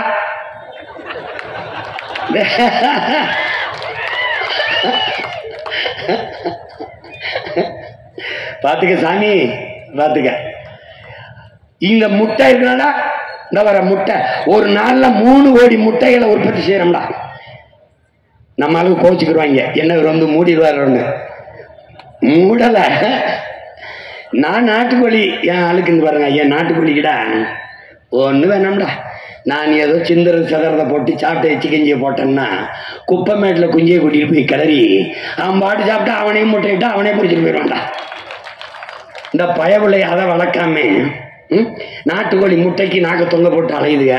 அவன் தேநீர்ல காஃபியில போட்டு முக்கி இந்த முட்டையை நாட்டு முட்டைன்னு வித்துட்டு போயிட்டு இருக்கான். இப்படி ஒரு பாவம் கட்ட பிள்ளைகள் இருக்கு. பாரு டேய், பாரு பாரு, 70 லட்சம் முட்டைகளை தினசரி வளைகுடா நாடுகள், ஆப்பிரிக்கா மற்றும் நாடுகளுக்கு நம்ம ஏற்றுமதி செய்யறோம். ஒரு முட்டை 196 லிட்டர். டே பார 196 லிட்டர் குடிக்கிறான். டே ஒரே ஒரு முட்டை எப்படி எடுத்து பார்த்தீங்கன்னு வச்சுக்க, டே இவ்வளவு தாண்டா இருக்குது. 196 லிட்டர் குடிக்கிறான். நீ காபி குடிக்கிறாய் 150 லிட்டர் குடிக்கிறான். இந்த பாரு, இந்த கோவலையில இருக்கிறது எவ்வளவுடா தண்ணி இருக்கும்? 150 லிட்டர் குடிச்சிட்டு இந்த கோவலைக்கு வருகிறாங்க. புரிஞ்சுன்னா நீ ஏதாவது ஒரு முடிவுக்கு வா. இப்ப என்னதானே செய்ய சொல்ற அப்படின்னு இரா நான் சொல்றேன். ஒரு கோப்பையில் 150 லிட்டர் மறை நீர். நம்ம தங்கச்சி ருசிச்சு தான் குடிக்கலாம். இந்த பன்னாட்டு நிறுவனங்கள் ஆண்டு கணக்கில் நீ நல்லா கவனிச்சுக்கணும். இப்போ உனக்கு சொல்றேன் பாரு அண்ணே, இந்த சென்னையில கொரியன் முதலாளி கொண்டாயின்னு ஒரு தனியார் முதலாளி ஒரு கொண்டாய் அப்படின்னு ஒரு கார் நிறுவனம் வச்சிருக்காப்ல. ஒரு கேள்வி அண்ணன் உண்ட கேட்கிறேன், இந்த கொண்டாய் முதலாளிக்கு தமிழ்நாட்டு இளைஞர்கள் இந்திய நாட்டு இளைஞர்களுக்கு வேலை கொடுக்கணும்னு என்ன வேளாங்கண்ணி மாதாட்ட இல்ல எங்க கோயில் எங்க குலதெய்வம் காளியாத்தாட்ட இல்ல ஏதாவது சிவன் முருகனுக்கு எது வேண்டி நேர்த்திக்கடானா ஒண்ணு இல்லை. அப்ப எதுக்கு வரான்? அவன் நிலத்தில் அவன் வளத்தை பாதுகாத்து என் நிலத்தில் இருக்கிற நீரை வேட்டையாடவர். இங்க வளர்ச்சி என்று கட்டமைக்கப்படுகிறது, வேலை வாய்ப்பு என்று காதிலே தேன் ஊற்றப்படுகிறது. ஒரு டன் எடையுள்ள கார் தயாரிக்க 4 லட்சம் லிட்டர் தண்ணீர். பாரு நான் சொல்றேன், எத்தனை லட்சம் கார்கள் ஏற்றுமதி செய்யப்படுதுன்னு பாரு. இங்கே நிலத்தடி நீரை எவ்வளவு வேணாலும் நீங்கள் உறிஞ்சு கொள்ளலாம் என்று ஒப்பந்தம். உற்பத்தியிலே அரை மணி நேரம் 1 மணி நேரம் மின்சாரம் தடைபட்டால் ஏற்படுகிற இழப்பை மத்திய மாநில அரசுகள் ஈடுகட்டும் புரிந்துணர்வு ஒப்பந்தம். பிறகு உற்பத்தி செய்த பொருளை விரைந்து எடுத்துச் செல்ல 8 வழி 4 வழி சாலைகள். பிறகு மனித உழைப்பு இங்கே மலிவாக கிடைக்கிறது. இதே நிறுவனம் கொரியாவிலே இருந்தால் அங்கு என் பிள்ளைகள் போனார் 2 லட்சம் ரூபாய் சம்பளம் கொடுக்கணும். இங்கே இருந்தால் 50,000 கொடுத்தால் போதும். அப்ப மனித உழைப்பு மலிவாக கிடைக்கிறது. உழைப்பை சுரண்டி சுரண்டி உற்பத்தியை பெருக்கி லாபத்தை பல ஆயிரம் கோடிகளில் கொண்டு போக முடிகிறது. ஆனால் இவர்கள் சொல்லுகிற அடிப்படை கட்டமைப்பு இன்ஃப்ராஸ்ட்ரக்சர் என்பது சாலை போடுதல், விண்ணூர்தி நிலையம் கட்டுதல், துறைமுகங்கள் கட்டுதெல்லாம் உனக்கும் எனக்கும் அல்ல, உள்நாட்டு வெளிநாட்டு பெரும் முதலாளிகளின் வள வேட்டைக்கு என்பதை அறிவார்ந்த என் தம்பி தங்கைகள் புரிந்து கொள்ள வேண்டும். இதை நல்லா ஆழ்ந்து பாரு. எத்தனை லட்சம் காரு பார்த்துக்கிட்டே வா. இங்க மனித உழைப்பு மலிவா இருக்கு. ஏன்னா படிச்சுட்டு பல ஆயிரம் பேர் வேலை இல்லாம இருக்கு. இப்போ இதுல என்ன, அதுக்குள்ள இருக்கிறதெல்லாம் யாரு? கார் தான், மகிழ்வுந்து. இவர் எந்த வேகமா போய் துறைமுகத்துக்கு போறதுக்காக தான் இந்த சாலை. நீ உனக்கு எனக்கும் போடப்பட்டு நினைச்சின்னு வச்சுக்க, நான் ஒன்னும் பண்ண முடியாது. உன்னைய இவன் வந்துடான். இங்க பாரு, ஆலிவர் கம்பர் சொல்றான், அவன் ஜான் பெர்கின் சொல்றான், உங்கள் நாட்டு தலைவர்களுக்கு நாங்கள் கடன் கொடுப்போம், கடன் கொடுத்து கையெழுத்து போட வைப்போம், பிறகு அவர்கள் எங்களுக்காக வேலை செய்பவர்களாக மாறுவார்கள். உங்கள் நாட்டிலே சாலை போடுதல், துறைமுகம் கட்டுதல், பேருந்து நிலையம் கட்டுதல், வானூர் நிலையம் கட்டுதல், இது போன்ற வேலைகளை செய்து தங்கள் இருப்பை தக்க வைத்துக் கொள்வார்கள். இப்போ எதுக்கு 5000 ஏக்கர்ல ஏர்போர்ட்டு? திருச்சியில இருக்கும்போது எதுக்கு 2000 ஏக்கர்ல ஏர்போர்ட்டு? தூத்துக்குடியில இருக்கிறதுல அதை எதுக்கு பெருசா ஏர்போர்ட்டு? சரி, பிளைட்டு ஓட்டுற யாரும் ஒப்பனா எங்கப்பனா எவன் இண்டிகோ வாங்குறவன் ஒப்பேன், அவன் எவன் எதிரி? ஒரே ஒரு முதலாளி நாடங்களும் ஓட்டி சம்பாதிக்க 5000 ஏக்கர்ல ஏர்போர்ட். இங்கதான் கரிகாலன் பேரன், கரிகாலன் மகன், பிரபாகரன் மகன் சொல்றேன், 5000 ஏக்கரில் ஏர்போர்ட் அல்ல ஏற்பூட்டி உட வேண்டும் என்று சொல்ற.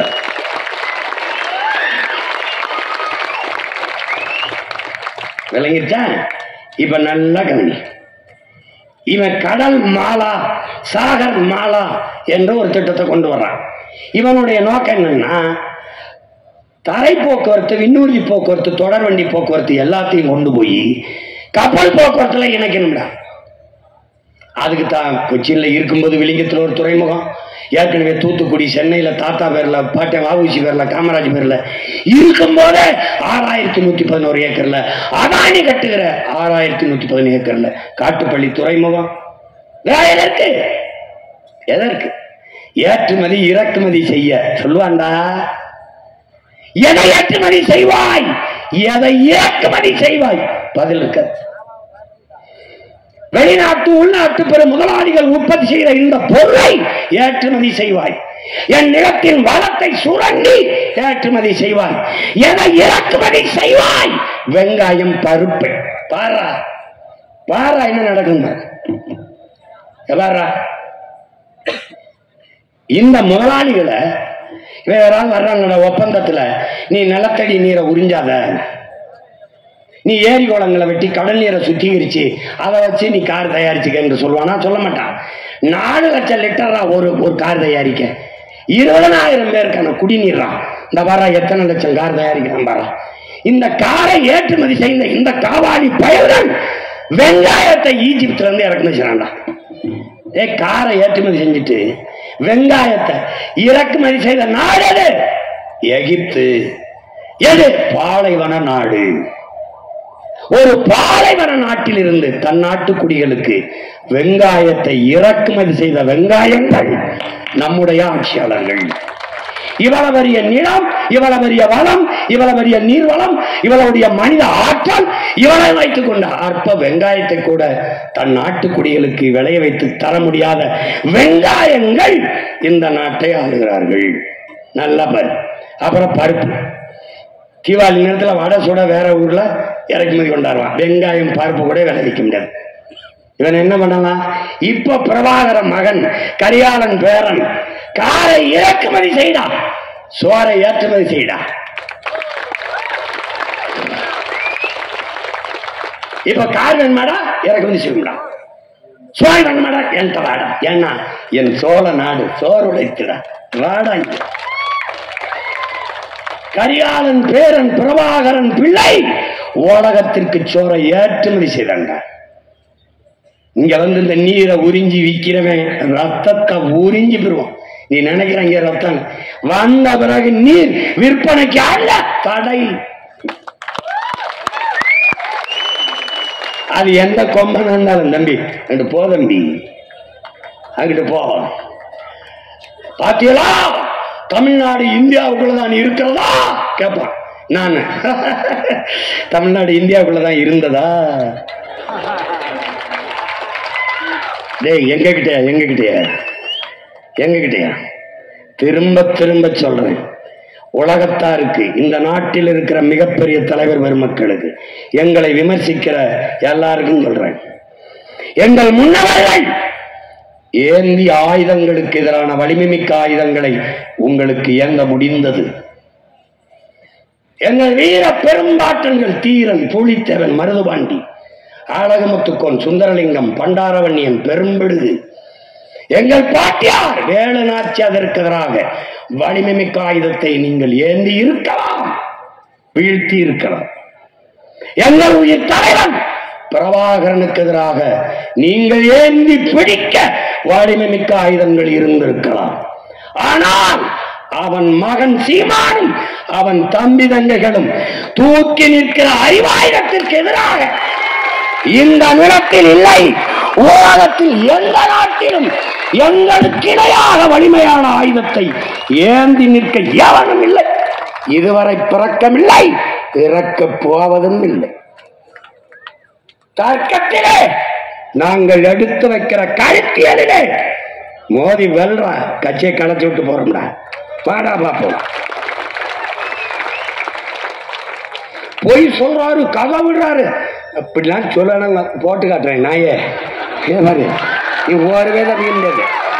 இந்த திராவிட திருட்டு பயிலுக கதை விடுவான். எனக்கு வரலாறும்பா, நான் வரலாறு சொல்வேன். பொய் சொல்றாரு, கதை விடுறாரும்பா. இந்த நாய் கற்பிக்கிறான், கரிகாலன் திராவிட மன்னன் கல்லணை கட்டினான். ராஜராஜன் தமிழ் மன்னன் ஆரிய அடிமை. இவள வரங்க இன்னொரு தடவை சொல்லு. இவர் திராவிட மன்னரும் கல்லணை கட்டினாராம், பெருமையா இருக்கும். அவர் தமிழ் மன்னரும் ஆரிய அடிமையும்.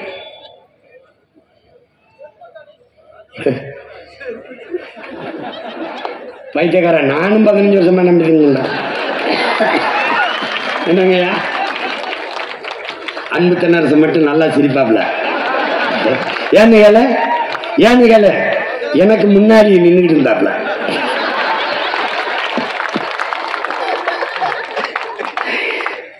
என் பங்குக்கு பல பேர் வாழ்க்கை கெடுத்தேன். இப்ப அவன் தரான்ல, என்ன செய்யறது? இப்ப இரு இன்னும் முக்கியமான இதுக்கே போகல, இப்பதான் ஆரம்பிச்சிருக்கான். இப்ப தமிழ்நாடு நீ என்ன நினைக்கிற? நமக்கு அதை தண்ணி இல்லைன்னு நினைக்கிற. அது இல்லை. நமக்கு ஒரு ஆண்டுக்கு 980 மில்லிமீட்டர் மழை பெய்யுது. 2 பருவங்கள்ல மழை. ஒன்னு தென்மேற்கு பருவம், ஒன்னு வடகிழக்கு. இந்த 2 பருவ மழைகளையும் நமக்கு 950 மில்லிமீட்டர் மழை பெய்யுது. குறைஞ்சது டிஎம்சி கணக்கில் 4000, 4300, 4500 டிஎம்சி தண்ணீர் பெய்யுது. இப்போ 4300 டிஎம்சின்னு வச்சுக்க. இதில் என்ன கொடுமைன்னா, பல இதை நம்ம சேமிக்காதனால அது நீராவியாகி போயிடுது. பல இது இந்த கழிவு நீர்களை விட்டு நாசம் பண்ணிடுறோம். பல இதை சேமிக்காம ஏரி குளங்களை, குட்டை கம்மாய்களை, தாங்கல்களை, ஏந்தல்களை வெட்டி சேமிக்காம கடலுக்குள்ளே விட்டுறோம். இப்ப எப்படி சீமான் நீங்க சரி செய்வ? 950 மில்லிமீட்டர் 1000 டிஎம்சி 1300 தான் எனக்கு அதிகபட்சமா பயன்பாட்டில் இருக்கு. அப்ப நான் என்ன செய்யறேன்? இன்னும் ஒரு 500, 600 டிஎம்சி சேமிக்கிற வேலையை செஞ்சுட்டேன்னா நான் எவனுக்கிட்டையும் கையேந்தி தண்ணீருக்கு நிக்க வேண்டியதில்லை. அப்ப நான் என்ன சொன்ன? அதிகாரத்துக்கு வந்தவன கர்நாடகாவில இருந்து எனக்கு தண்ணி தராதேன்னு சட்டசபையில் நான் உச்ச நீதிமன்றத்தில் ஒரு வழக்கு எப்படி போடுவேன்? கர்நாடகாவிலிருந்து எனக்கு தமிழ்நாட்டுக்கு தண்ணி திறக்கக்கூடாது. பெரிய வெள்ளமா இருந்தாலும் அவன் சிக்கி சாயமே ஒழிய எனக்கு தண்ணி தரக்கூடாது. அப்பா நடுசாமி சிரிக்கிறாங்க பாரு. ஏன்னா எனக்கு போதுமான அளவுக்கு தண்ணீர் தேவைக்கு கொள்ள ஆற்றல் கரிகாலன் பேரனுக்கு இருக்குமா இருக்காத? போர்க்கால நடவடிக்கையில் 10 ஏக்கர், 20 ஏக்கர், 100 ஏக்கர், 50 5000 ஏக்கர்ல ஏர்போர்ட் கட்டும் போது இங்க வா என்னை காப்பாத்து, நீ ஆத்தால போய் கத்துறான்லடா. நான் மயம் போய் கேட்கிறேன்டா. இதுல 1000 ஏக்கர்ல ஏறி வெட்டுவான் ஆத்தானா, எடுத்துக்கடா நான் பெத்த மகனேன்னு சொல்லுவாங்க. வெட்டுவேன், நீரை தேக்குவேன். ஏரினா 2000, 3000 ஏக்கர்ல இருக்கிறதா ஏரின்னு நினைக்காத. சின்ன தர நீ எழுதி வச்சுக்கடா. விண்ணூர்தியில் பயணிக்கிற போது குனிந்து பார்த்தால் தேகத்தில் எப்படி தேமல் விழுந்து கிடக்குமோ அப்படி என் தேசத்தில் பார்க்கிற இடமெல்லாம் நீர் தேமல்கள் விழுந்து கிடக்கும்டா. சாலையில் சென்றால் பாசிஞ்சோலை சாலைகள் 10 கிலோமீட்டர் வெறும் பனை, 10 கிலோமீட்டர் வெறும் நாவர், 10 கிலோமீட்டர் கனிக்கொன்றை, பனிக்கொன்றை, வேம்பு, புங்கை, பூவரசு, புலி மரமாடும்டா. திருமணம் 1000 ஏக்கர்ல ஆடுறா, 1000 ஏக்கர்ல மாடுறா, கூட்டு வேளாண் பண்ணைடா, இல்லைன்னா நீரி தேக்கமடா, இல்லைன்னா காடு வெற்றிடம் என்று ஒற்றோட இருக்காங்க. இதுதான் என் நம்பி தொலை சொல்றாரு. பல கோடி பனை திட்டம், 10 ஆண்டு பசுமை திட்டம், 10 ஆண்டுகளில் பிரபாகரனின் பிள்ளைகள் கரிகாலனின் பேரைகள் என் தாய் நிலத்தை பச்சை போர்வையால் போக்கிடுவேன். பச்சை பசேர் இருக்கும். இப்போ நீ விண்ணூர்தியில் இருந்து பார்த்தீங்கன்னா என் நிலம் பச்சை பசேர் இருக்கும். என்னது? சீம கருவேலை. அது இறங்கி பார்த்தா தான் வேலி முள்ளுன்னு தெரியும். மேல பார்த்தா என்னாச்சு அழிப்பா இருக்குப்பா, பச்சை பசேர்ன்னு இருக்குப்பா. பாத்துக்க. இது என்ன பண்றான்? நீரை சேமிக்காம என்ன பண்றான் பாரு. இந்த நீரை பூரா கடல்ல சேர விடுறான். கடல்ல எப்படி சேருது பாரு. மறுபடி கழிவு நீர் ஆக்குறான். இந்த நீரை சேமிச்சு, பெய்கிற மழையை சேமிச்சு, ஆழ்ந்து கவனி, தூய குடிநீரை இயற்கை சுத்திகரிச்சு நமக்கு கொடுக்குது. இதை சேமிச்சு வைக்காம கடலுக்குள்ள விட்டுட்டு அடுத்து என்ன சேட்டை பாரு. பெரும்பகுதி 6 பல மாதங்கள் நீர் பற்றாக்குறையை சந்திச்சிருது, வறண்டுது. ஏன்னா அங்க போய் நீரை சேமிக்காதனால. அப்ப என்ன செய்து என்ன பண்றான், நீரை கடல்ல விட்டுட்டு கொஞ்ச நாள் கழிச்சு இந்த கடல் நீரை சுத்திகரிச்சு குடிநீர் ஆக்கிறேன் உங்களுக்கு கொடுக்குறேன்ட்டு போட்டிருக்கான் பாரு. 50,000 கோடி செலவு பண்றாங்க. இயற்கை தூய குடிநீரை கொட்டுது கால். குடிச்சுக்க குடிச்சுக்க குடிச்சுக்க குடிச்சுக்க குடிச்சுக்க குடிச்சுக்க. நீ கொழுப்படுத்து போய் அதிலே திருப்பி விட்டு அதை சுத்திகரிக்க சிரிக்குது. ஏடா பைத்தியக்கார பைய மக்களை, ஏடா உங்களுக்கு அறிவில்லையடா, அறிவில்லை. கடவுள் கடவுள் ஒருத்தன் படகுல போய் விழுந்துட்டான் கடலுக்குள்ள. கடவுளே என்னை காப்பாற்றணும்னு ஒரு படகுல வருது. ஒரு படகு வா வா அப்படின்னு வந்து பிடில கைய படகுல ஏறணும். நீ போ, கடவுள் வரணும், வர்றாரு கடவுள் வருவாருன்ட்டு இதை எவ்வளவு சொல்லிட்டே வாடா வரமாட்டேன்டா போயிட்டாப்ல. திருப்பி ஒருத்தன் உளங்கூரியில வரான் ஹெலிகாப்டர்ல, கட கட கட கட கட கட கட கட கட கட. டேய் வாடா, அந்த கையை பிடிச்சிட்டு மேல வாட. போயா, கடவுள் வருவார் என்னை காப்பாற்ற. போயிட்டாரு. திருப்பி கப்பல் வருது, கப்பல். வாப்பா கப்பல்ல ஏறுப்பா. வரமாட்டேன், என்னை காப்பாற்ற கடவுள் வருவாருன்னு வம்படியா நிக்கிறாப்ல. இப்ப போயிருச்சு கப்பல். கடைசியா தண்ணியை குடிச்சு சாக போறேன். அப்ப ஒருத்தர் கேட்கிறேன், 3 உங்களை வந்து இவ்வளவு நம்பி இருக்காங்க. டேய் பைத்தியக்கார பையில, 3 தடவை போனேன், படகுல போனேன் வாடான்னு கூப்பிட்டேன். மறுபடி இப்போ இதுல உலங்குருதியில போனேன் ஹெலிகாப்டர்ல, மறுபடி கப்பல்ல போனேன். அவன் எங்கடா என்னை நம்பினா, கடவுள்னா எப்படா வரும்? நான் தான் 3 முறை போய் வாய்ப்பு கொடுத்தேன் வாடான்னு. அப்புறம் வரல, என்ன சாகிறத தவிர என்ன பண்றது? அவன் சாக வேண்டிய ஆள் தான் விட்டு விட்டாப்ல. புரியுதா? அது மாதிரி இந்த மழை, இந்த கடல், இந்த சூரியன், இந்த மேகம் எல்லாம் பார்த்து சிரிக்குது. பைத்தியக்கார பைய உள்ள. டேய் அதுக்கு தாண்டா தண்ணி குடிங்க, வாட்டர் குடிக்காதீங்கன்னு சொல்றேன். சோறு திங்கடா, ரைஸ் திங்காதியடா, சாதம் திங்காதியடா, மானம் கட்டு அறிவு கட்டு போயிருவியடான்னு அதுக்கு தான் சொல்றேன். தண்ணீரை கொண்டு போய் கடல்ல விட்டுவிட்டு அந்த காவாடி பயலுக 50,000 கோடிக்கு சுத்தி இருக்கிறான். 50,000 கோடிக்கு எத்தனை நீர்த்தேக்கங்களை வெட்டி இருக்கலாம் என்று அறிவார்ந்த தமிழ் சமூக பிள்ளைகள் நீங்க ஆழ்ந்து அறிந்து சிந்திக்கணும். பாரு எத்தனை ஏரியா வெட்டிருக்கலாம். இங்க பாரு, இது மாதிரி எத்தனை ஏரியா வெட்டிருக்கலாம், எத்தனை ஏரி. இது யாரு? மின்விசிறி, மாவரைக்கிற எந்திரம், மடி கணினி, தையல் மிஷின், சைக்கிள். சைக்கிள் பாரா, பாத்துக்கிட்டே வாடா. சைக்கிள்ரா, சைக்கிள். நல்லா கவனிடா. வண்ண தொலைக்காட்சி பெட்டிடா, ஐயா உபயம்டா. வண்ண தமிழ்நாடு அரசு வண்ண தொலைக்காட்சி பெட்டி பாத்துக்கடா. மடி கணினி நல்லா கவனிச்சுக்கடா. டே பாரா பாரா, இங்க கவனிடா. டே இங்க கவனிடா.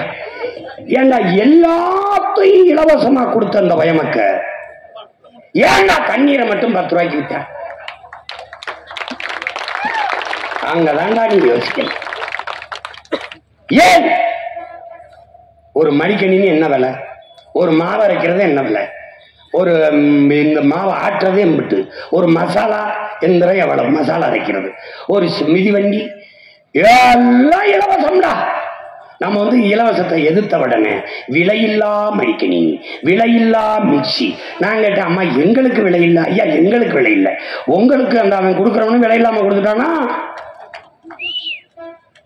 இதையெல்லாம் இலவசமாக தர முடிந்த இந்த அதிகாரங்களால் உயிர் தேவையான நீரை தன் நாட்டு குடிகளுக்கு தரமான தூய நீரை ஏன் இலவசமா தர முடியவில்லை? ஏன் தர முடியாது என்றால் கவனி, இதுதான். இலவசமா கொடுத்து விட்டால் இந்த நீரை உறிஞ்சி விற்கிற முதலாளிகள் பாதிக்கப்படுவார்கள். முதலாளிகள் பாதிக்கப்பட்டால் என்ன இழப்பு? இவர்களுக்கு அவர்களிடத்தில் வருகிற கமிஷன் போய்விடும். அதனால்தான் இவர்களை ஆட்சியாளர்கள் அல்ல, தரகர்கள், புரோக்கர்கள் என்று நாம் சொல்ல காரணம் இதுதான்.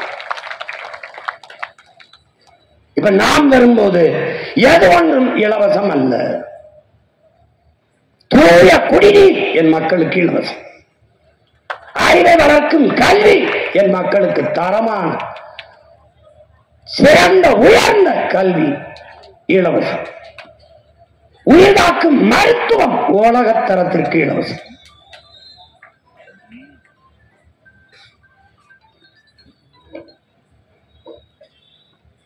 பாரு, போத்தல் அடைச்சி விற்கிறான் முதலாளி. தூய குடிநீர் என்று அவன் சொல்றான். இது தூயதல்ல, தீயது என்று நாம் சொல்றோம். இந்த புட்டி நீர் ஒவ்வொரு நொடிக்கும், ஒவ்வொரு 8 நொடிக்கும் பல குழந்தைகள் உயிரிழக்குது. ஏன்னா தூய குடிநீர் என்று அவன் நஞ்ச வியாபாரம் பண்றான்.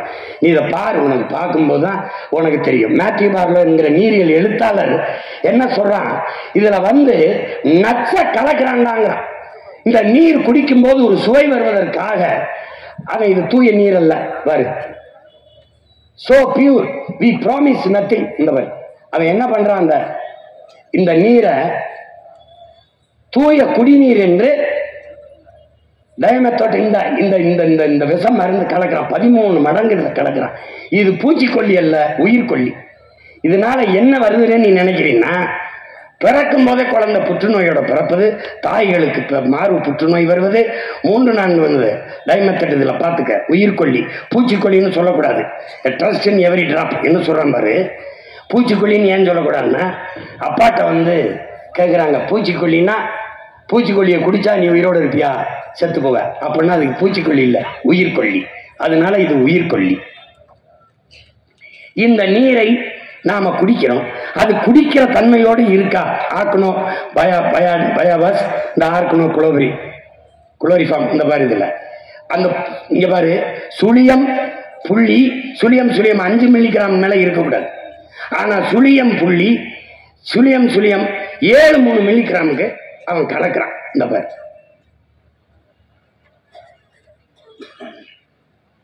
இது தெரிஞ்சுக்க. அப்புறம் நீ ஓட்டு போடலாம், என்னை ஜெயிக்க வைக்கலாம், நீ போடாம கூட போகலாம். எனக்கு ஒண்ணு அதுல நட்டம் இல்லை. நான் என் பிறமை கடமையை செஞ்சுட்டு செத்து போறேன். இங்க பாரு, இது உயிர் கொல்லி. நீ குடிக்கிறது நீர் அல்ல, விஷம், நஞ்சு. அததான் அவன் சொல்றான் அந்த எழுத்தாளர். அது என்னன்னா, இது குடிக்கிற தன்மையோடு இருக்குன்னு தரச்சான்றிதழ் தந்தவன் அவன். யாராவது சொல்லு, குடிக்கிற தன்மையோடு இந்த நீர் இருக்குது என்று தரச்சான்றிதழ் தந்தவன் நமக்கு எவனும் இல்லை. இவன் குழந்தை நீர் சுவைக்காக இந்த பிக்சட், இதுல என்ன பண்றான், பிக்ஸி டஸ்ட்ங்கிற இந்த மந்திர தூசிங்கிற அந்த சுவைக்காக இந்த மந்திர பொடி அதுல கலந்து அவன் என்ன செய்ய, குடிக்கும் போது தண்ணீர்ல தாக நிற்கும். தண்ணீரால் மனித உடலுக்கு கிடைக்கிற ஆற்றல் கிடைக்கிறது. ஏன்னா இவன் சுத்திகரிக்கிறங்கிற பேர்ல பியூரிஃபை. நம்ம அப்பா நம்மால் அவர்கள் வெள்ளிமலைன்னு ஒரு மருத்துவர், அவர் அலோபதி மருத்துவர் தான். அவர்கிட்ட போய், வெள்ளிமலை, நான் தண்ணீரை சுட வச்சு குடிக்கலாமான்னு கேட்கிறாங்க. ஆழ்வார், உனக்கு என்ன பைத்தியமா, தண்ணீரை எதுக்கு சுட வைக்கிற? தண்ணீருக்குள்ள கண்ணுக்கு தெரியாத பல கோடிக்கணக்கான நுண்ணுயிர்கள் இருக்கு. அதான் தண்ணீர். அந்த தண்ணீரை குடிக்கும் போது மனித உடலுக்குள் போய் அந்த நுண்ணுயிர்கள் மனித உடலுக்கு ஆற்றலை பெருக்கி கொடுக்குது. இப்ப காய்ச்சல்னா அந்த தண்ணீரை குடிச்சாதான் அந்த காய்ச்சலை உருவாக்கிய நோயோட போய் இது சண்டை செஞ்சு குணப்படுத்து. ஆனா தண்ணீரை சூடு பண்ணி விட்டால் அந்த நுண்ணுயிர்கள் செத்து போகும். செத்து போனால் எது போய் அந்த நோயை குணப்படுத்தும்? இந்த கேள்வியை நம்ம அப்பாட்ட கேட்டது வெள்ளிமலைங்கிற மருத்துவர். உனக்கு புரியுதுன்னு நினைக்கிறேன். இப்போ இவன் தண்ணீரை சூடு பண்ணாலே அந்த நுண்ணுயிர்கள் செத்து போயிடும்னா, இவன் பியூரிஃபை அப்படிங்கிற பேர்ல நம்மள சுத்திகரிக்கிறேங்கிற பேர்ல நல்லா கவனிச்சுக்க, பல்லாயிரக்கணக்கான இந்த நச்சு பொருள்களை போட்டு இந்த போத்தல் நினைக்காத. இந்த போத்தலை தயாரிக்கிறது பெட்ரோலியம் மூலப்பொருள். பெட்ரோல்ல கடைசி கழிவு தான் தாரு, இந்த பிளாஸ்டிக். 162 மில்லி லிட்டர் பெட்ரோல் ஒரு போத்தலை தயாரிக்க தேவைப்படுது. பயந்துறாத, நல்ல கவனி. இதுல இந்த லட்சக்கணக்கான போத்தல்களை தயாரிக்க 1200 கிலோ இந்த இதுக்கு பெட்ரோல் எரிக்க வேண்டியிருக்கு. இது 1000 கிலோ கார்பன் டை ஆக்சைடு கரியமலை வாயுவை நச்சு காற்றை வெளியிடுது. சாதாரணமான நாள் கிடையாது. இப்ப அதுக்குள்ள இருக்க நுண்ணுயிரியை கொன்றதுனால தண்ணீரை நாம குடிப்போம், தாக நிற்கும். தண்ணீரால மனித உடலுக்கு கிடைக்கக்கூடிய ஆற்றல் கிடைக்காது. அதனால என்ன செய்யுதுன்னா முட்டி வலி, சோர்வு எல்லாம் வருது, கண் பார்வையின் இழப்பு எல்லாம் வந்துருது. பிறக்கும் போதே குழந்தை புற்றுநோயோட வந்துருது. பிறந்து 3 வருஷத்துல புற்றுநோய் வருது. இது தாய்ப்பாலை தவிர எதுவும் செய்யல. புற்றுநோய்ங்கிறது புகையில சாப்பிட்டா, ஹார்ன்ஸ் சாப்பிட்டா, பான்பராக்கு போட்டா வரும்னு நினைச்சேன். தாயின் மார்ல பால் குடிச்சதை தவிர ஒன்னும் செய்யல. இதுக்கு ஏன் வந்துச்சு? ஏன்னா நீர் விஷமாயிருச்சு, சோறு விஷமாயிருச்சு, காற்று விஷமாயிருச்சு. காரணம் யாரு? இந்த ஆட்சியாளர்கள். உனக்கு புரியுதா? இந்த சூழலில் நீ உன்னுடைய பிள்ளைகளை, பேரன் பேத்திகளை, அடுத்த தலைமுறை, நம் பரம்பரையை விட்டு விட்டு செல்ல போகிறாயா? இல்லை வாழ்வதற்கு பாதுகாப்பான ஒரு சூழலை உருவாக்கி விட்டு செல்ல போகிறாயா? இதுதான் தாய்க்கு புற்றுநோய். இங்க வர அந்த அயோக்கிய பேல 1 லிட்டர் தண்ணீர் நம்ம கிட்ட 30 காசுக்கு உறிஞ்சி எடுக்கிறான். தாமிரபரணி எல்லா நதிகளிலும் 30 காசுக்கு எடுக்கிறான். ஆனால் எவ்வளவு விற்கிறான்? 1 லிட்டர் தண்ணீரை, அதே தண்ணீரை 20 ரூபாய்க்கு விற்கிறான். கொள்ளை லாபம் அடிக்கிறான். பாத்துக்க, 30 காசு 30 ரூபாய், எத்தனை மடங்கு லாபம்னு பாத்துக்க. அதுல விண்ணூர்தி நிலையத்துக்கு வந்து தாகம்னு நீ சொன்னீங்கன்னா 1 மடக்கு தாண்டா இருக்கும். வேணா வந்து குடிச்சு பாரு, 1 மடக்கு 20 ரூபாய். டேய் இவ்வளவு தாண்டா கொடுப்பான் அப்படின்னா முடிஞ்சிடும் 20 ரூபாய். நான் அப்படித்தான் கேட்டேன். 1 மடக்கு 20 ரூபாய். போங்கன்னு எந்த காலத்துக்கு இப்ப 40 ரூபாய்ங்கிறேன். தோழிட்டு கேட்டேன், எந்த காலத்துக்கு இப்ப 40 ரூபாய்ங்கிறாப்ல. இங்க பாரு சாமி, பாரு சாமி, இதெல்லாம் என்னென்ன சாமி? நம்ம ஆத்தாள பொண்ணுக்கு, அக்கா தங்கச்சிக்கு கிடைக்காத தண்ணி இந்த முதலாளி பயலுக்கு மட்டும் எப்படா கிடைக்குது? இந்த கேள்வியை நீ கேட்கணும்டா. எல்லா காலத்திலும் அவனுக்கு மட்டும் தண்ணீர் தட்டுப்பாடு இல்லாம கிடைக்க காரணம் என்ன? என் ஆத்தா குடத்தை தூக்கிட்டு அலைகிறான், என் அப்பே அலைகிறான், என் தங்கச்சி, என் பெரியம்மா, சின்னம்மா எல்லாரும் நாங்கள் தண்ணீரை தேடி வேட்டையாடும் போது அலைபேசியில் அழைச்சு பேசினவன எத்தனை லிட்டர் தண்ணீர் வேணாலும் அடுத்தவனுடைய வீட்டில் இறக்குறானே அவனுக்கு எப்படி வருது? இந்த கேள்விய கேட்டுட்டீனா நீ என் ஆளு, இல்லைன்னா நீ டிவிக்கு போக வேண்டியதுதான்.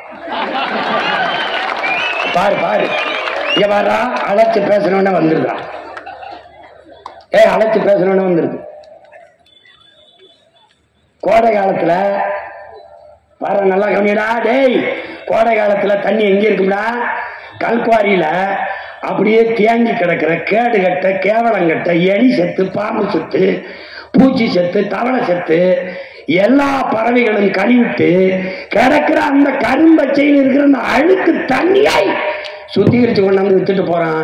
நீ தாகத்துல எதை குடிக்கிறோம், ஏன் குடிக்கிறோம் எதுவும் தெரியாம குடிச்சிட்டு வாழ்ந்துகிட்டு இருக்க. இத நானும் சொல்லன்னு வச்சுக்க, ஒரு வயலும் சொல்ல மாட்டேன். கேட்டுக்க கேட்டுக்க, போட்டா போடு, போடலன்னா போ. பாரு பாரு பாரு, அடே பாரு, இதெல்லாம் எதுக்கு அப்படியே வச்சிருக்கேன்? தோண்டனவனை புதைக்க. இந்த மாதிரி எலி செத்து கிடக்கு பாத்தியா? எப்படி கிடக்கு? அப்படி கிடக்கிறாப்ல. அதை எப்படி குடிக்கிறாப்ல பாத்தியா? ஸ்டைலா குடிக்கிறாப்ல. தண்ணீர் இங்க சொன்னால என் தம்பி, உலகத்துல எங்க அண்ணன் மட்டும்தான் கேட்டாங்க, நீ தண்ணீரை விற்பனைக்கு வரும்போது உலக உயிர்களின் தேவையை வெறும் மனித தேவைக்கான சந்தையாக மாற்றினார்கள் இவர்கள். இப்ப இது என்ன வருதுன்னா, நமக்கு தண்ணினா காசு கொடுத்து வாங்கி குடிச்சிட முடியும். மற்ற உயிரினங்கள் எப்படி இந்த தண்ணீரை குடிக்கும் என்று ஒரு நொடி கூட சிந்திக்கல. இந்த பாரு எப்படி தள்ளாடுதுன்னு பாரா. டேய், நம்ம போய் போகும்போது தம்பி 2 போத்தல் வாங்கிட்டு வந்துருன்றோம். அடிச்சா கொடுக்கல. இந்த பாரு, என் தம்பி துறை சொன்னால அணிலுக்காக எங்க அண்ணன் தான் போராடுறா அப்படின்னு. பாரா டேய், பாரா எப்படி கெஞ்சுதுன்னு பாரா. அந்த போத்தலை கையில வச்சிருக்கணும் உங்க அண்ணன் தான்டா. பாரா பாரா, இது காட்டுறது நிறைய காணொளி தேடணும் கிடைக்கல. இங்க பாருங்க, உனக்கு ஒரு மாதிரிக்கு காட்டுறேன், புரிஞ்சுக்கிறான்னு நினைக்கிறேன். பாம்புடா, விச பாம்புடா, கொத்தி பெரும் கொண்டு நினைக்காம தண்ணியை ஊத்துறாரா, குடிச்சிட்டு போதுரா. டே இந்த பாம்புலாம் உங்களை நல்லா இருக்க விடாதா. டே சாமி, டே இங்க பாரா பாரா, மாடு நிலைமைய பாரா, தேனீக்கள் நிலைமைய பாரா. டே தேனீக்கள் நிலைமை, தேனீலாம் செத்து போச்சுன்னா நம்ம செத்து போயிடும்டா.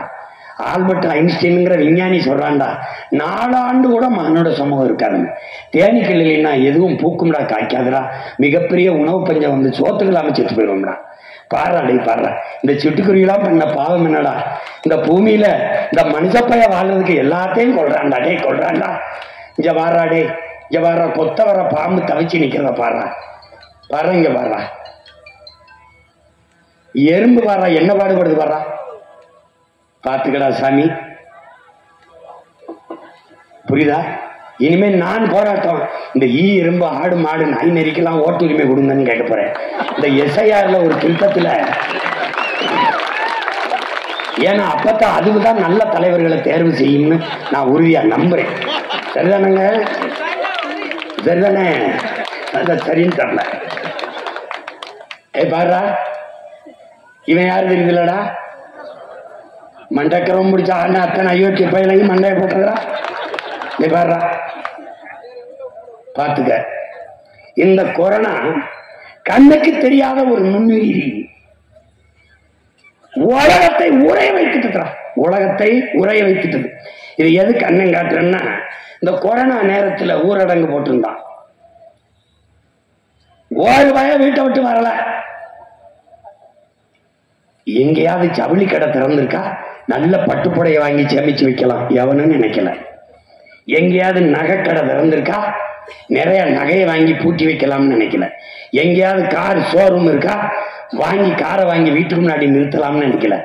அன்னைக்கு குடிக்கலைன்னா செத்து போவான்னா பல காலம் மூடி இருந்தது. டாஸ்மார்க் ஒரு வயலும் சாகல. கொரோனா வந்தான் செத்தானே ஒழிய குடிக்காம ஒரு வயலும் சாகல. இங்க பாரு, அதனால என்ன, உறுதியா நம்ம வந்தா டாஸ்மார்க்க மூடுறோம். புரியுதா? இங்க பாரு, இங்க பாரு, இல்ல குடிக்காம செத்து போயிடுவான்னா நல்லா இருக்கா, செத்து போப்பா, தயவு செய்து செத்துப்போ. பாரு பாரு, கொரோனா காலத்துல இவன் தேடுனது தங்க வாங்கவோ, கார் வாங்கவோ, உடவை வாங்கவோ, உடை வாங்கவோ அலையில. எதுக்கு அலைஞ்சான்னா, மளிகை கடை திறந்திருக்கா, தண்ணி எங்க கிடைக்கும், சோறு எங்க கிடைக்கும். இதுல கண்ணுக்கு தெரியாத ஒரு நுண்ணுயிரி உனக்கு கற்பிச்சது என்ன, எது இல்லாமலும் வாழ முடியும். தங்கம் இல்லாமல், வயம் இல்லாமல், கார் இல்லாமல், எது இல்லாமலும், தொலைக்காட்சி இல்லாமல், குளிரூட்டி இல்லாமல், குளிர் சாதனம் இல்லாமல், எதுவில்லாமலும் வாழ முடியும். ஆனால் நீரும் சோறும் இல்லாமல் வாழ முடியாது என்பதை அந்த நுண்ணுயிரி உணர்த்திச்சு. இப்ப இதை நீ பார்க்கணும். இது என்ன டெவலப்? சிரிக்காத, சிந்திச்சுக்கா. வளர்ச்சி. அந்த வீடு எம்பிட்டு இருக்கும், ஒரு 4-5 கோடி இருக்கும் வச்சுக்கடா, குறைச்சு போடும். இந்த கார் எம்பிட்டு இருக்கும், 1 கோடி. இதுக்கு பேர் என்ன? வளர்ச்சி. கார் நிறைய பெட்ரோல் இருக்கு, பேர் என்ன? டேங்க் நிறைய இருக்குடா, வளர்ச்சி. ஆனா டிக்கியில 4 உடம் வாய பிளந்துகிட்டு இருக்கு, அதுக்கு பேர் என்ன? வறட்சி. இப்ப இந்த வீடை கட்டின தண்ணி நான் இல்லாம கட்டினியா? இல்ல. காரை தயாரிச்சா நான் இல்லாம தயாரிச்சியா? இல்ல. வாஷ் நான் இல்லாம ஒன்னும் நோ யூஸ். ஆனா எல்லாம் இருக்கு, பானை காலியா இருக்கு. இதில் எதுவில்லாமலும் வாழ முடியும், நீர் இல்லாமல் வாழ முடியாது. இதை தாண்டா பலாயிரம் ஆண்டுகளுக்கு முன்பே நம் மூதாதை நீரின்றி அமையாது உலகம் வரிட்டாங்க. இங்க பாரு, அடுத்து பாரு, காரு வளர்ச்சிடா, டெவலப். இது என்னடா, எங்க ஊர்னா ராமநாதபுரம்.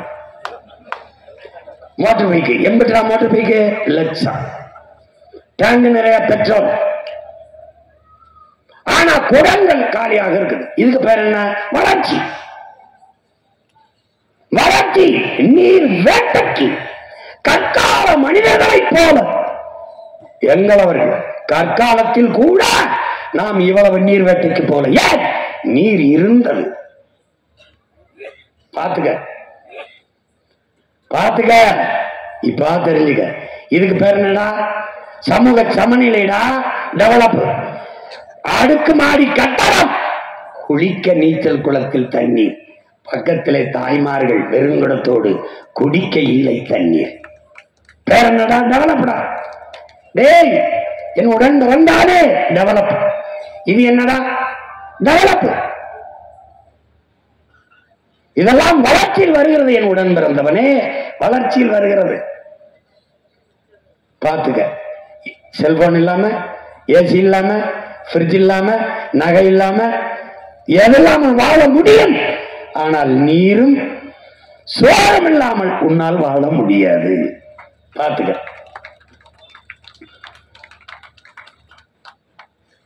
இது என்னன்னு பாத்தியா? இது யாருன்னு பாரு, இந்த நாடை பாரு. இது வெனிசுலா. இதுக்கு முன்னாடி நான் காட்டினது வெனிசுலா. சாவேஸ் அந்த நாட்டின் அதிபர் அந்த நிலத்தில் இருக்கிற எண்ணெய் கிணறுகள், அமெரிக்க எண்ணெய் கிணறுகள் வரைக்கும் என்ன பண்ணா, அரசுடமை ஆக்கிட்டான். அதனால என்னாச்சு? பெட்ரோல் டீசல் விலை 10 ரூபாய்க்கு விட்டான்.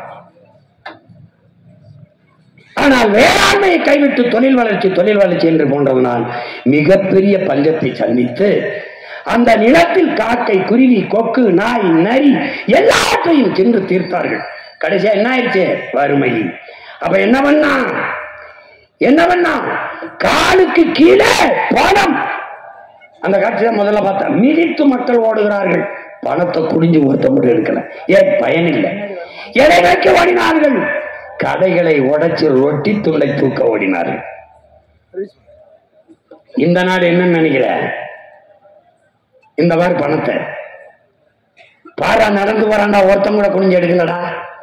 இது யாரு? இலங்கை. இவன் என்ன? 1 கிலோ ஆப்பிள் 1000 ரூபாய், 1 லிட்டர் பெட்ரோல் 5000, 1 லிட்டர் தண்ணீர் 1000. வீதிக்கு வந்துட்டான்டா. வீதிக்கு வந்துட்டான். புரட்சி, கிளர்ச்சி. என்னாச்சு? பல காலம் அதிபராக இருந்தவன் 3 விழுக்காடு வாக்கை வச்சிருந்தவன் அனுராத் திசாநாயக்கா. 3 விழுக்காடு தான். சனதா விக்கி புறமனா 53 விழுக்காடு வாக்கு பெற்றது அதிபராயிட்டான். ஏன்? கிளர்ச்சி. புரட்சியாளர் நெல்லில் சொல்லுகிறான், இதுவரை வாழ்ந்தது போல இனி வாழ முடியாது என்ற நிலை உருவாகும். ஆனால் மக்கள் தாங்களே கிளர்ந்து எழுந்து புரட்சியை முன்னெடுப்பார்கள். அந்த நிலை இந்த நிலத்தில் உருவாகும். அந்த புரட்சிக்கு இந்த மகனும் அவன் தம்பி தங்கைகளும் தலைமை ஏற்போம். இது நீ பாப்ப. இந்த மாதிரி இலங்கை இறுதியாரு. இந்த இலங்கையை நீங்க கவனிக்கணும். இந்த இலங்கையில ராஜபக்ச அதிபர் வீடு மக்கள் முற்றுகையிடுகிறான். விலை உயர்ந்த கார்கள் அடிக்க வைக்கப்பட்டிருந்தது. என் உடன் பிறந்தானே ஒருவன் கூட காரை எடுத்துக்கிட்டு போல. காருக்கு தீ வச்சு கொளுத்திட்டு போனான். ஏன்? அவனுக்கு வேண்டியது கார் இல்ல, நீர், சோறு. இதை தெரிஞ்சுக்க. இங்க பாரு யாருன்னு. இவர் யாருன்னு பார்த்தாரா? பங்களாதேஷ் வங்க தேசத்தின் தந்தை முஜிபுர் ரஹ்மான். இந்தியாவில் இருந்து பாகிஸ்தான் விடுதலை. பாகிஸ்தான் இருந்து பங்களாதேஷ். காரணம் என்ன? இந்தியாவிலிருந்து பாகிஸ்தான் ஒரே மதம், ஓர் இறை, ஒரே வழி, நபிகள் நாயகத்தின் மொழி. பாகிஸ்தான் பங்களாதேஷ் தனிநாடு. ஏன்? உருது ஆட்சி மொழி, அதிகார மொழி.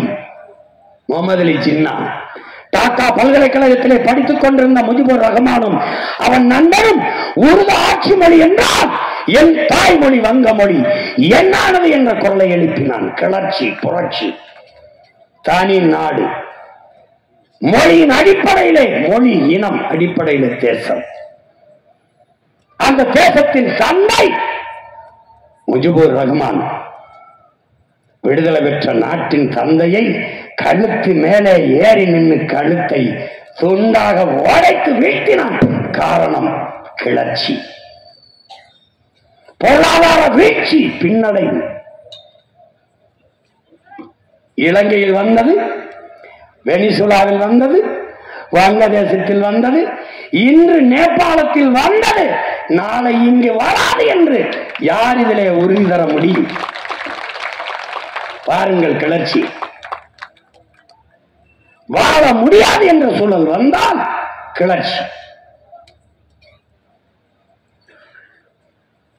அந்த நிலைக்கு போவதற்கு முன்பு இனமான மூக்கை என்னுயிர் சொந்தங்கள் தெளிந்து அறிந்து கிளர்ந்து எழ வேண்டும் என்பதுதான் உங்கள் பிள்ளைகள் எங்களின் விருப்பம். அதற்காகவே இது போன்ற கருத்தியல் கூட்டங்கள், மாநாடுகள்.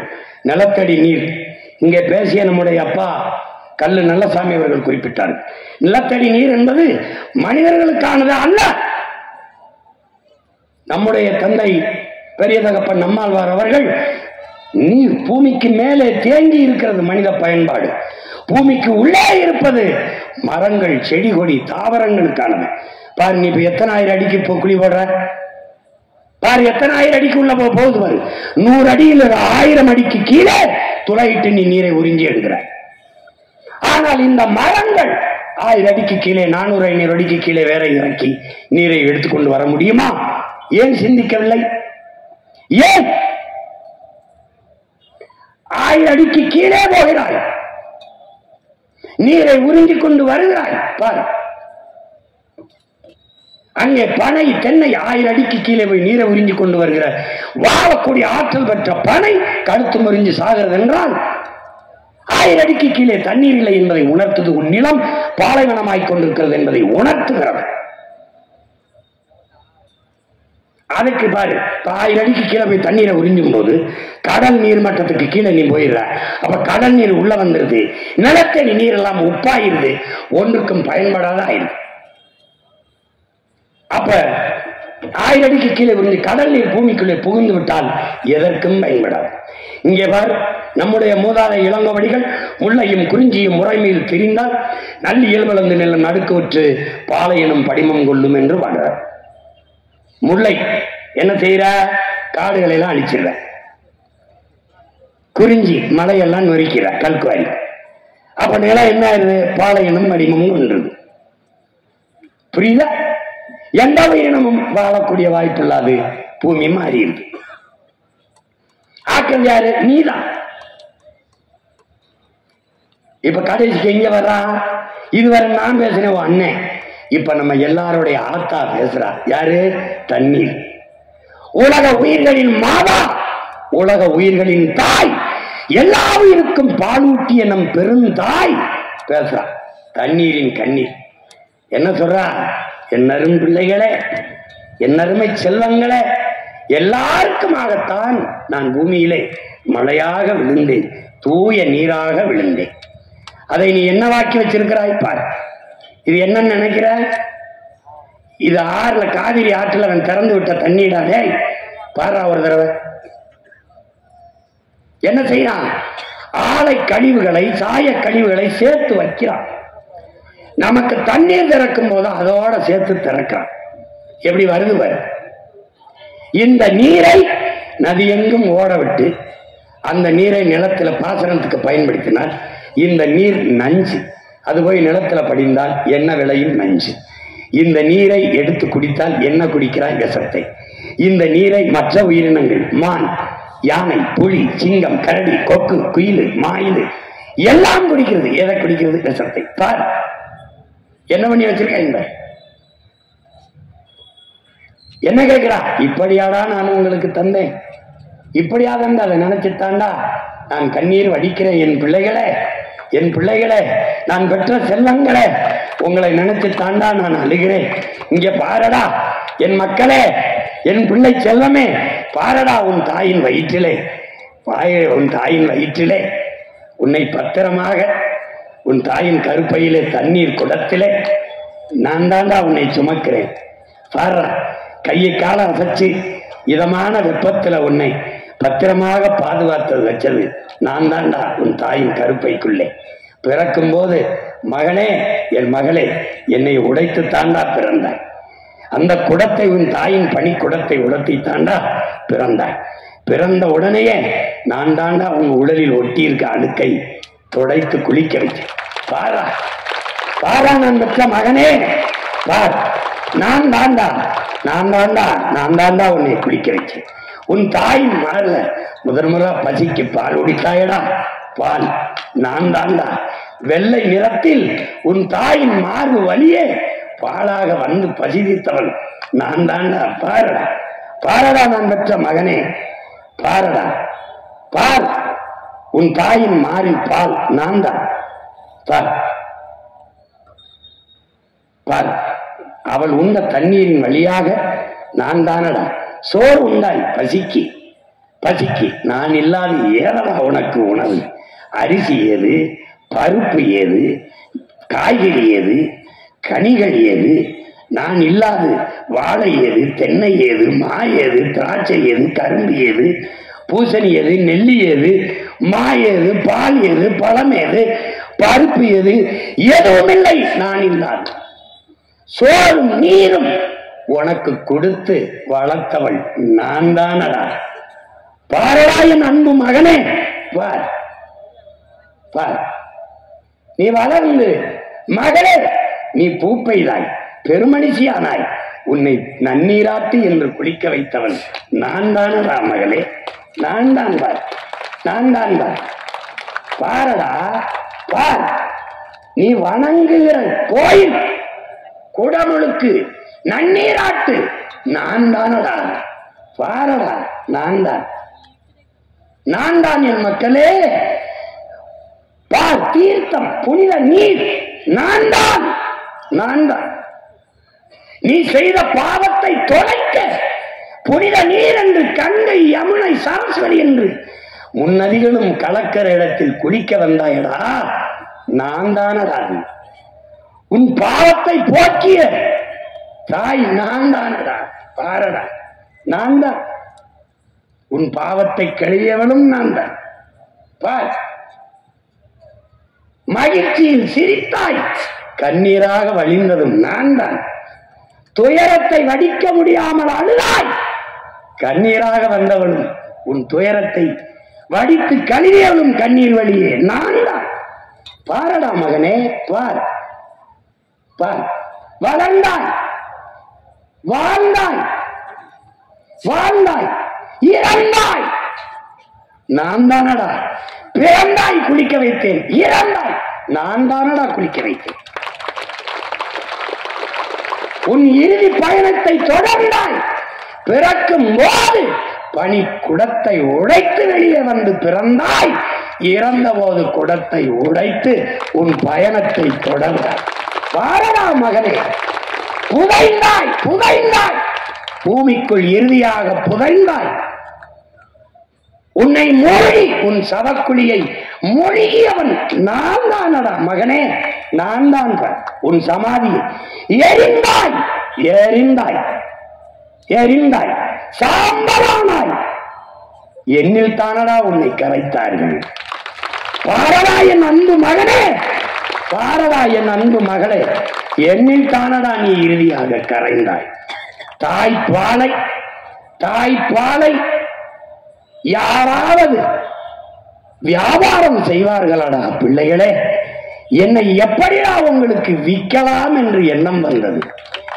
எப்படியடா, எப்படியடா என் பிள்ளைகளே, எப்படி எப்படி என்னை வித்து பிழைக்கலாம்? தண்ணீரும் தாய்ப்பாலும் மலிவாக கிடைப்பதனாலே இந்த மானுட பதர்கள் மதிப்பதில்லை என்று உங்கள் கவி பேரரசு வைரமுத்து படித்தனவை படிக்கவில்லையா என் பிள்ளைகளே? தண்ணீரும் தாய்ப்பாலும் மலிவாக கிடைப்பதால் மதிப்பற்று போய்விட்டதா மானுட சமூகத்தில்? காலடியில் மிதிபடுவதால் பூமியின் மகத்துவம் தெரியாத மக்கு பிள்ளைகளாடா நீங்கள்? என்னரும் பிள்ளைகளே, பாருங்கள், இப்படி ஒரு நாள் நான் மறைந்து வறண்டு இல்லாது போனால் என்னரும் செல்வங்களே, உங்கள் நிலை என்னடா? நிலம் வறண்டு, ஏரி குளம் வறண்டு, மரம் மட்டையெல்லாம் பட்டு வாடி நீரற்ற நிலமாகி சோறும் நீரும் இல்லாது எப்படியடா என் பிள்ளைகளை வாழ்வீர்கள்? எப்படி எப்படி வாழ்வீர்கள்?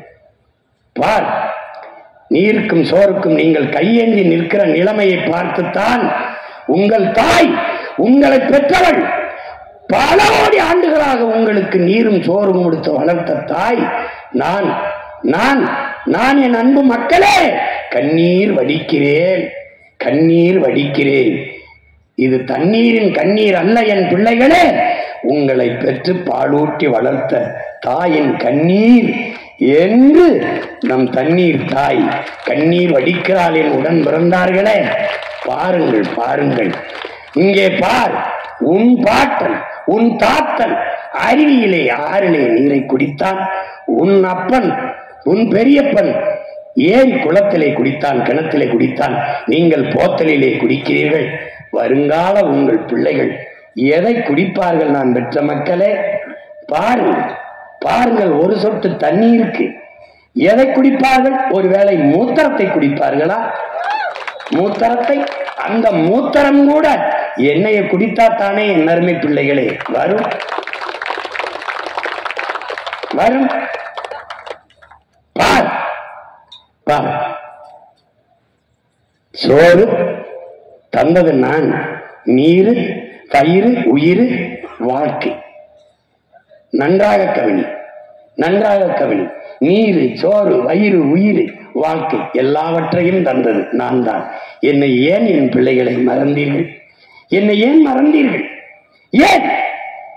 இதெல்லாம் நான் இல்லாது வாழ்க்கை இல்லை என்று என்றைக்கு அறிவீர்களோ அறிவு வருமோ அன்றுதான் என் அருமை உங்களுக்கு தெரிய வரும். அன்றுதான் என் அருமை உங்களுக்கு தெரிய வரும்.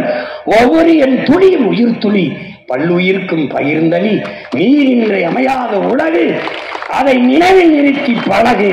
என் அன்பு பிள்ளைகளே, நினைவில் நிறுத்தி பழகு, நினைவில் நிறுத்தி பழகு. தண்ணீரின் மாநாட்டை உங்கள் மகன் என் தண்ணீர் தாயின் கண்ணீரோட முடிக்கிறேன், கண்ணீரோட முடிக்கிறேன். நன்றி, வணக்கம். நீரின்றி அமையாத உலகு, அவள் பிள்ளையின் ஆட்சியிலே தண்ணீர் விற்பனைக்கு அல்ல, தண்ணீரின் தேவையில் தண்ணீரை அடைவேன். தூய குடிநீரை என் நாட்டு மக்களுக்கு நான் தூய குடிநீரை சரியாக சமமாக இலவசமாக விநியோகம் செய்வேன் என்ற உறுதியை என் தண்ணீர் தாயின் மீது ஆணையிட்டு, கரிகால் பெருவளத்தான் காலடி சுவடு மேலே ஆணையிட்டு உறுதியேற்கிறேன். நன்றி, வணக்கம். தமிழ் தாய் வாழ்க, தலைவர் பிரபாகரன் வாழ்க. புரட்சி எப்போதும் வெல்லும், நம் வெற்றி நாளையதை சொல்லும். நம் இலக்கு ஒன்றுதான், இனத்தின் விடுதலை. இனம் ஒன்றாவோம், இலக்கை வென்றாவோம். தமிழ் தாய் வாழ்க, தலைவர் பிரபாகரன் வாழ்க. நாம் தமிழர். அந்த பாட்டை என் போடல, இப்படி ஓரம் போகும்போது பாட்டு போட முடியாம போடல.